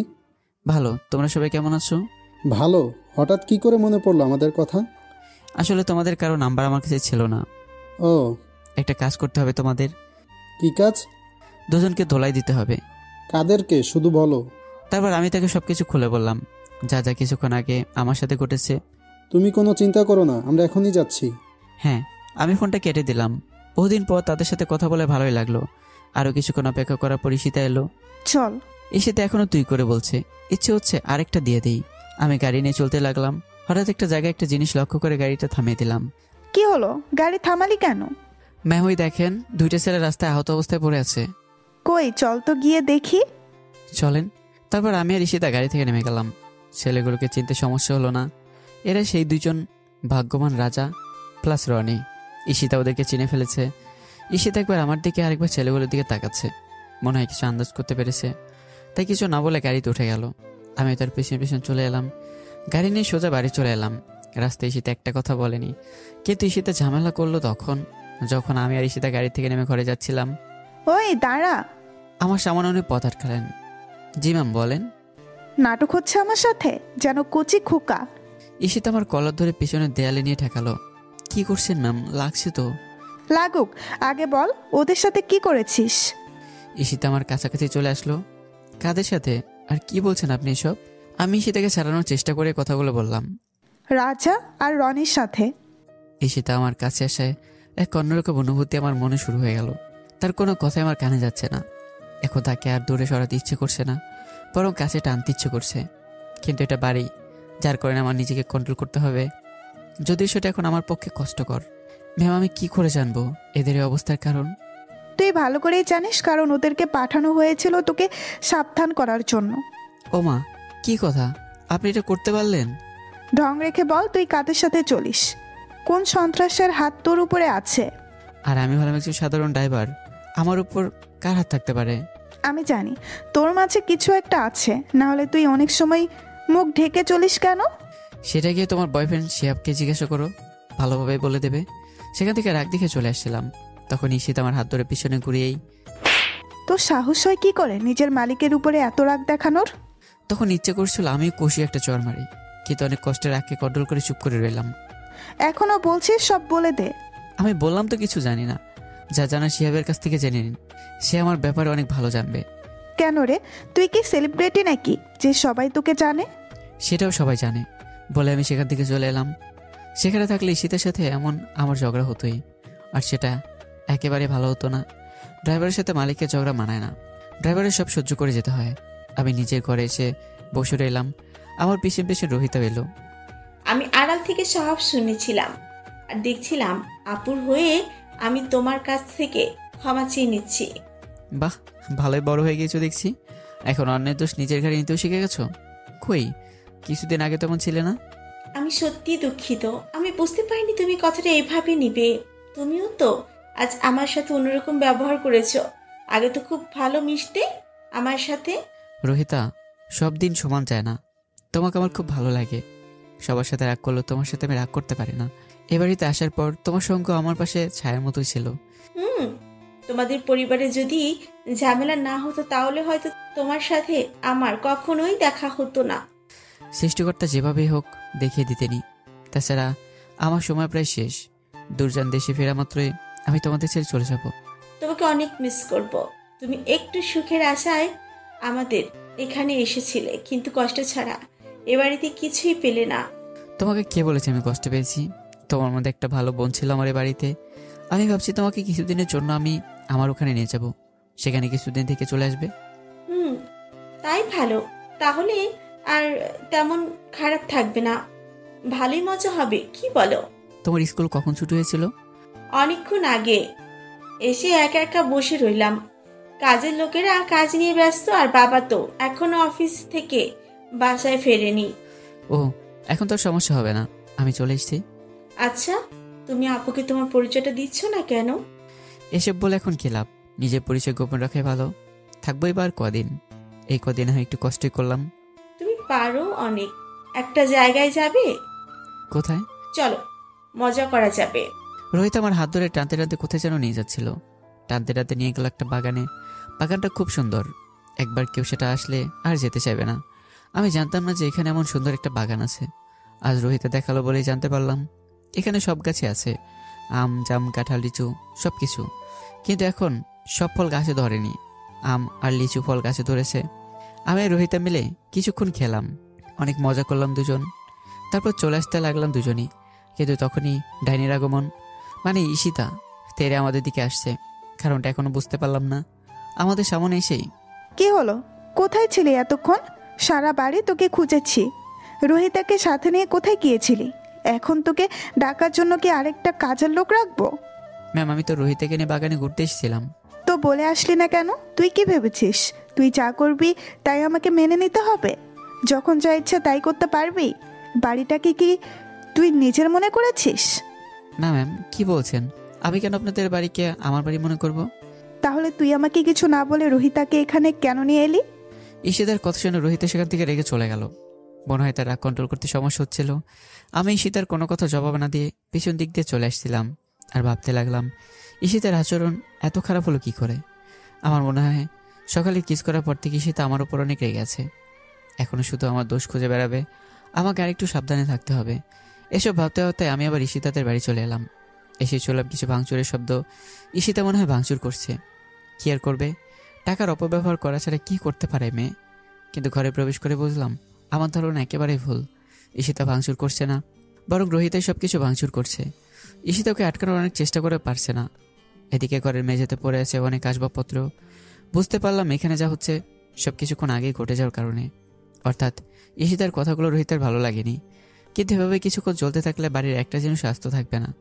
ঈশিতা এখন রোহিতার দূরে দূরে থাকছে। বলা তো যায় না কখন কোনো কিছু ঈশিতার উপরে ছুঁড়ে মারবে। তাই আমি রোহিতার সামনে গেলাম। আমার পুরো বিশ্বাস আছে রোহিতার উপর যাই হোক না কেন আমাকে আঘাত করবে না। রোহিতা করছোটা কি? সবকিছু ভেঙে ফেলবে নাকি? তুমি এখানে কেন এসেছো? চলে যাও এখান থেকে। এখানে থাকলে তুমি একটুও শান্তি পাবে না। নিজের বাড়ি ফিরে যাও। রোহিতা আরও একটা ফুলদানি ছুঁড়ে মারল মাটিতে। রোহিতা, তুমি কিন্তু নিজের দাও কথা রাখছো না। এভাবে সব বলে দিচ্ছ কেন? চল আমার সাথে। না, আমি যাব না। সে যখন ইচ্ছে তাই করতে পারে, আর আমি করি তুমিও আটকাও। রোহিতা আমার এখান থেকে হাতটা সরিয়েই। রোহিতা, এখন কিন্তু বেশি হয়ে যাচ্ছে। চল আমার সাথে, নাহলে আমি সত্যি চলে যাব। আমি যখন কিছু করি তখনই ব্ল্যাকমেল করা শুরু করো, আর আপু যখন তোমাকে বকে তখন এইসব করো না কেন?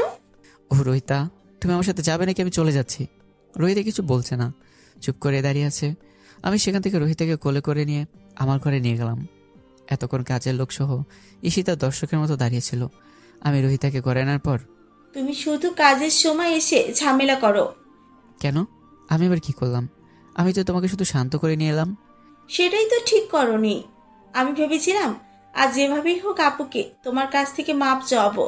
ঠিক ওই মুহূর্তে তুমি সব বুন্ডুর করে দিলে। ওরে বাবা, এত সব প্ল্যান তুমি একা কি করে তৈরি করলে? এখন যে এত ভাঙচুর করলে তার জন্য তোমার বাবা যদি বকা দেয় তখন কি করবা? বাবা কিচ্ছু বলবে না, প্রয়োজনে তিনি সব কিছু আবার কিনে আনবেন। হ্যাঁ, অনেক হয়েছে, এবার শান্ত আমার বিছানায় শুয়ে পড়ো। আমি তোমার ঘরে থাকবো। আচ্ছা, শুয়ে পড়ছি, কিন্তু তুমি কখন শুবে? আমি একটু পরে আসছি, তুমি শুয়ে পড়ো। তুমি কোথায় যাচ্ছ? এই তো একটু বাইরে যাচ্ছি। আমি সেখান থেকে চলে এলাম। ঘরের বাইরে এসে দেখলাম বাড়ির কাজের বরে সবকিছু পরিষ্কার করে ফেলেছে। ঈশিতাকে আশেপাশে দেখছি না, মনে হয় নিজের ঘরে আছে। আমার এসব দেখে লাভ নেই। বাইরের দোকান থেকে একটা সিগারেট এনে খেতে লাগলাম। সবসময় খাই না, তবে যখন ইচ্ছা হয় তখনই খাই। তারপর আরও অনেকক্ষণ দাঁড়িয়ে থেকে বাড়ি চলে এলাম। সোজা নিজের রুমে প্রবেশ করে ফেললাম। দেখলাম রোহিতা গুটিসুটি হয়ে শুয়ে আছে। মনে শীত করছে, তাই পাশে একটা কম্বল তার উপর মুড়িয়ে দিলাম আর আমি পাশে শুয়ে পড়লাম। আবার সকালে আমাকে রোহিতা ডেকে তুলল। কি হলো, তুমি কি রাত্রে ভালো করে ঘুমাও না নাকি? এত সকালে ওঠো কিভাবে? আর আমাকে এবার এত সকালে ডাকো কিভাবে? আমি প্রতিদিনই সবার আগে ঘুম থেকে উঠি আর তারপর সবাইকে ডেকে তুলি। কি আশ্চর্য, কালকে রাতে তুমি আমার সাথে ছিলে আর সে খবরটা আমি কাউকে দেইনি, অথচ কেউ খুঁজতেও আসেনি। আসবে কেন? বাবা জানে যে আমি আপুর সাথে ঘুমাই, আর আপু জানে আমি যেহেতু তোমার সাথে এসেছি তাহলে এখানেই থাকবো। আর কিছুক্ষণ আগে আপু আমাকে জিজ্ঞেস করেছিল আমি কোথায় ছিলাম, আমি বললাম তোমার সাথে। ও, তাহলে তো ভালোই। আচ্ছা, তুমি তোমার আপুর রুমে গেলে কেন? বাবাকে ডাকতে গেলাম, বাবা বলল আপুকে ডাকতে, তাই ডেকে চলে এলাম। ভালো করেছো। এখন ফ্রেশ হয়ে নাস্তা খেয়ে স্কুলে চলে যাও, আমি তোমার আপুর ডিউটিতে লেগে পড়ি। আচ্ছা। রোহিতা দৌড়ে বাইরে বেরিয়ে গেল। আমি ওদিকে ফ্রেশ হয়ে নিলাম। এখন নাস্তা করব না, দোকান থেকে করে নেব। এখন ঈশিতার কাছে যেতে হবে, তাই বাইরে বেরিয়ে গাড়িতে এসে বসে রইলাম। কিছুক্ষণ পর ঈশিতা পরীর রূপ নিয়ে বেরিয়ে এলো। জানি না ওকে দেখলে কেমন যেন একটা অনুভূতি সৃষ্টি হয়। অন্য মেয়েদের পাশে থাকলে এমন হয় না। মনকে শত চেষ্টা করে বোঝাতে পারি না যে ওর একটা বয়ফ্রেন্ড আছে। অন্যদিকে ঈশিতা আমার পিছনে সিটে বসে আমাকে ডেকে চলেছে, কিন্তু সেগুলো আমার কান অব্দি পৌঁছাতে পারেনি। অবশেষে, ওই ড্রাইভারের বাচ্চা, ডাকছি কথা কানে যায় না? সরি ম্যাম, বুঝতে পারিনি। এবার চল, যত সব। তারপর ঈশিতাকে নিয়ে সোজা কলেজে চলে এলাম। সেখানে ঈশিতাকে নামিয়ে দিলাম। ও যেন কলেজে চলে যায়, আর আমি একটা মুখোশ পরে নিয়ে একটা চায়ের দোকানে বসে কিছু নাস্তা করে নিলাম। তারপর আবার এসে গাড়ির ভিতরে শুয়ে পড়লাম। ঈশিতা এখন মনে প্রাণে আমাকে শাস্তি করার কথাই ভাবে। তাই ভাবলাম এখন হয়তো আবারও কে আমাকে হুমকি দিতে আসবে। কিন্তু অনেকক্ষণ শুয়ে থাকার পরও কেউ এলো না। শুয়ে থাকতে থাকতে সময় পার হয়ে গেল। কিছুক্ষণ পর ঈশিতা শিহাবের হাত ধরে কলেজ থেকে বেরিয়ে এলো। ঈশিতা শিহাবকে জোর করে দিকে আসার জন্য, আমাকে একবার দেখে যেতে, কিন্তু শিহাব না এসে চলে গেল এবং বলে গেল যা দেখার একবারেই দেখে নেব। তারপর ঈশিতা এসে গাড়ির পিছনের সিটে বসলো। তাকে নিয়ে যাচ্ছিলাম, হঠাৎ দেখলাম নয়ন আমার গাড়ির দিকে সামনের দিকেই হেঁটে আসছে। মনে হচ্ছিল তার উদ্দেশ্য আমার সাথে দেখা করা, কিন্তু আমার সাথে ঈশিতা আছে, দেখা করা অসম্ভব। তাই আমি আমার দানাতে গ্লাসটার উপর দিয়ে ওকে ইশারায় মানা করে দিলাম। ঈশিতা ভাবলাম হয়তো বাইরে হাত উড়িয়ে হাওয়ার আবেশ নিচ্ছি, কিন্তু ও বুঝতে পারেনি আমার উদ্দেশ্য ছিল অন্য একটা। তারপর আমরা বাড়ি পৌঁছে গেলাম, সেখান থেকে আমরা যে যার ঘরে চলে গেলাম। এভাবে প্রায় 1 মাস চলে গেল। এখন ঈশিতার রাগ আমার উপর আরও অনেক বেশি। কথায় কথায় বকাঝকা, এমন রিয়েক্ট নেয় মনে হয় আমি চলে গেলে তার আনন্দ। কিন্তু হোলির দিন ও এমন একটা কাজ করবে সেটা আমি কখনো ভাবতেই পারিনি। সেদিন ঈশিতার কলেজ, রোহিতের স্কুল সব বন্ধ ছিল, কিন্তু এই দিন ঈশিতা এত প্ল্যান করে রেখেছিল আমি ভাবতেই পারিনি।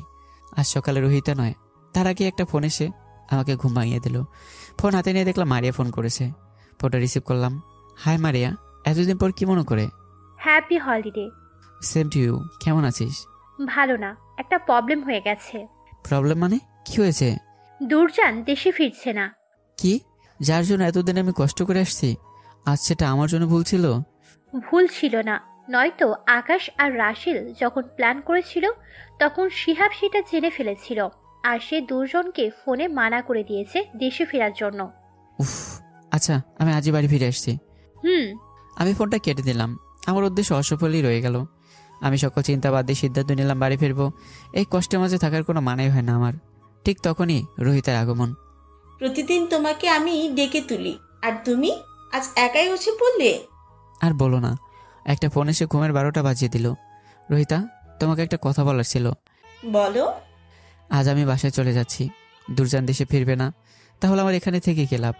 কথাটা বলতে দেরি হলে রোহিতা জড়িয়ে ধরতে দেরি হয়নি। আরে কান্না করছো কেন?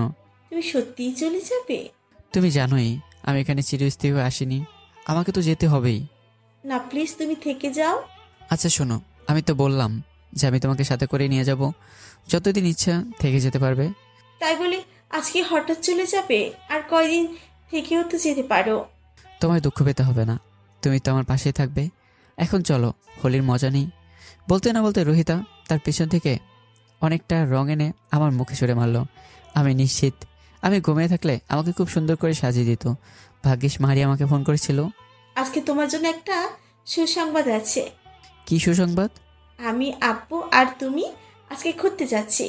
রোহিতা অনেক আনন্দের সাথে বলল। না রোহিতা প্লিজ, এখন এসব ভালো লাগছে না। কালকে তো চলেই যাবে, আজকে এই হোলির দিনে না হয় আমাদের সাথে একটু ঘুরে আসবে? কি যাবে না? আচ্ছা যাব, কিন্তু কখন? এখনই রেডি হয়ে নাও, আমিও রেডি হয়ে আসছি। আচ্ছা। তারপর রোহিতা খুশি মনে দৌড়ে বেরিয়ে গেল। দেখে বোঝা যাচ্ছে যে সে অনেক খুশি। আমি তার কথা মতো রেডি হয়ে নিলাম। কি জানি তাদের সাজতে কতক্ষণ লাগবে, মেয়ে বলে কথা। আমি বাইরে এসে গাড়িতে বসে রইলাম, অপেক্ষা করতে লাগলাম তারা কখন আসবে। অনেকক্ষণ বসে থাকার পর হঠাৎ দুজন আসতে লাগলো। ঈশিতাকে একেবারে নীলপরীর মতো লাগছে। সেই পিছনের সিটে বসে পড়লো, আর রোহিত এসে আমার পাশে বসলো। ঈশিতাও কিছু বলেনি, অর্থাৎ আমার আর ঈশিতার মাঝে কোনো কথাই হয়নি। ম্যাম, আমরা প্রথমে কোথায় যাব? একটা নির্জন জায়গার নাম বলল, যেখানে বেশি কিছুই নেই, শুধু কয়েকটা দোকান ছাড়া। আমি জিজ্ঞাসা করলাম না যে সেখানে আমরা কেন যাচ্ছি। আপু, আমরা সেখানে কেন যাব? সেই জায়গাটা তো আমি চিনি, কিছুই নেই সেখানে। তোকে এত বুঝতে হবে না। ঈশিতা রোহিতাকে ধমক দিয়ে বলল। তারপর রোহিতা আর কিছু বলেনি, তাকে তাকে আমার ড্রাইভিং দিচ্ছিল। এখানে শুধুমাত্র ঈশিতা ছাড়া রোহিতা এবং আমার মুখে অনেক রং। আমাকে দেখে কেউ চিনতে পারবে না যে আমি কে। হোলির রং নাকি তুলতে নেই, তাই তুলিনি। অনেকক্ষণ যাওয়ার পর পৌঁছে গেলাম সেই নির্জন জায়গায়। আমি নিজেও জানতাম না যে এখানে আমাকে একটা প্ল্যান করে আনা হয়েছে। এখানে এসে গাড়িটা থামিয়ে দিলাম। তারপর আমার আগে ঈশিতা নেমে গেল, আর আমার দিকে রোহিতাকে নামিয়ে দিল। রোহিতা চলো, আমরা উপর থেকে ঘুরে আসি। কিন্তু ভাইয়া আমাদের সাথে যাবে না? যাবে, প্রথমে আমরা সেখানে থেকে ঘুরে আসি, তারপর যাবে। রোহিতা তুমি যাও, এখান থেকে সবাই চলে গেলে গাড়ি চুরি হয়ে যাবে। তারপর ঈশিতা একরকম জোর করেই রোহিতাকে নিয়ে গেল, আর আমি গাড়ি থেকে বাইরে বেরিয়ে এই নির্জন জায়গায় হাওয়া খাচ্ছিলাম। হঠাৎ আমার ফোনে একটা মেসেজ এলো। ফোনটা ধরলাম। হ্যালো, কে বলছেন? হ্যালো, কি আশ্চর্য, কথা বলছে না কেন? অনেক বলার পরেও কোনো রিপ্লাই আসছিল না। যখন ফোনটা কেটে দেবো তখনই মর তুই। মেইলি কণ্ঠে এই কথাটি শুনে আরেকটা ভয় পেয়ে গেলাম। আমার মৃত্যু কামনা করতে পারে? কে আপনি? কোত্থেকে বলছেন? হ্যালো। যাহ শালা, ফোনটাই কেটে দিল। ফোনের কণ্ঠটা চেনা চেনা লাগছিল, কিন্তু বুঝতে পারছিলাম না যে এটা কার কথা হতে পারে, কে আমার এত বড় শত্রু হতে পারে। এসব ভাবতে ভাবতে হঠাৎ লক্ষ্য করলাম আমার পিছনে কি অনেক সাবধানে আমার দিকে আসছিল। আমি পিছনে ফিরতেই কে একজন আমার মাথায় সজোরে আঘাত করলো। ভালোভাবে দেখার চেষ্টা করলাম লোকটিকে, দেখে অনেকটা হাসিই পাচ্ছিল। এ তো শিহাব। তার মানে এখানে যা হচ্ছে সব ঈশিতার কথা মতোই হচ্ছে। কি নিষ্ঠুর, আমাকে ঘোরার কথা বললে মারতে এনেছে। ওর আঘাতে দাঁড়িয়ে থাকতে পারলাম না। হাতে একটা লাঠি নিয়ে দাঁড়িয়ে আছে, চোখে স্পষ্টভাবে দেখতে পাচ্ছে না। আঘাতটা কপালে লেগেছে। হঠাৎ লক্ষ্য করলাম আরও 2-3 জন শিহাবের পিছন থেকে বেরিয়ে আসছিল। সবার হাতে একটা একটা লাঠি। বুঝতে বাকি রইল না আমাকে এখানে মারার জন্য আনা হয়েছে। কিন্তু এদিকে আমার চোখ বন্ধ হয়ে আসছে। বাকিরা দাঁড়িয়ে নেই, সবাই নিজেদের লাঠি নিয়ে আমার শরীরে আঘাত করতে লাগলো। অধিকাংশ আঘাতই আমার মাথায় লাগছিল, কিন্তু এই মুহূর্তে কিছু বলার শক্তি আমি হারিয়ে ফেলেছি। কিছুক্ষণ আঘাত সহ্য করার পর হঠাৎ আমার চোখ বন্ধ হয়ে যায়। নিজেও জানি না এরপর কি হলো। যখন চোখ খুললাম নিজেকে একটা বেডরুমে আবিষ্কার করলাম। আবার বেডরুমটা চেনা চেনাও লাগছে। তারপর দেয়ালের ছবিগুলো দেখে চিনতে সমস্যা হলো না যে আমি এখন নিজের বাড়িতে নিজের বেডরুমে আছি। আশেপাশে কাউকেই দেখছি না। আমার সন্দেহ হচ্ছে যে আমি সেখান থেকে এখানে কি করে আসলাম। আমার তো সেখানে মরে যাওয়ার কথা ছিল। তারপর উঠে বসার চেষ্টা করলাম, কিন্তু ব্যর্থ হলাম। হাতে পায়ে এবং বিশেষ করে মাথায় ব্যথা অনুভব করলাম। কারো পায়ের আওয়াজ শুনতে পেলাম। আসার পর দেখলাম একটা ছেলে আমার সামনে আসলো। ছেলেটাকে চিনতে পারছি না। সারা শরীরে রক্ত মেখে আছে, মুখে কিছুই দেখা যাচ্ছে না। সে এখনও লক্ষ্য করলো না যে আমার চোখ খোলা। সে আমার অশ্র মেঘে চোখ মুখ ধুয়ে আসলো। ছেলেটি বেরিয়ে আসার পর আমি ছেলেটাকে দেখে অনেকটা আতঙ্কিত হয়ে গেছি, কারণ এটা আর কেউই নয়, আমার বডিগার্ড রাসেল। কিন্তু তার এই অবস্থা কেন? সে আমার চোখ খোলা দেখে দৌড়ে আমার পাশে এসে বসলো। অভি, তুমি চোখ খুলছো? আজ অনেকদিন পর তোমার চোখ দুটোকে দেখতে পাচ্ছি। এখন তোমার কেমন লাগছে? একটু ভালোই। তোমার এই অবস্থা কেন? এসব চিন্তা তোমার করতে হবে না, দাঁড়াও আমি বাকিদের ডেকে আনি। রাসেল বলেই দৌড়ে বেরিয়ে গেল। আমি রাসেলের কথা কিছুই বুঝতে পারছি না। কতদিন মানে কি? আমি কতদিন ধরে এখানে শুয়েছি? কিছুক্ষণ পর দেখলাম রাসেল সবাইকে নিয়ে চলে এলো। রাসেল, নয়ন, আকাশ, তাদের সকলে শরীরে রক্ত মেখে আছে। আর মারিয়ার বাবাকে স্বাভাবিক মনে হচ্ছে। এখন কেমন আছিস বাবা? ভালো। তুমি? ভালো। কি করে এমন হলো?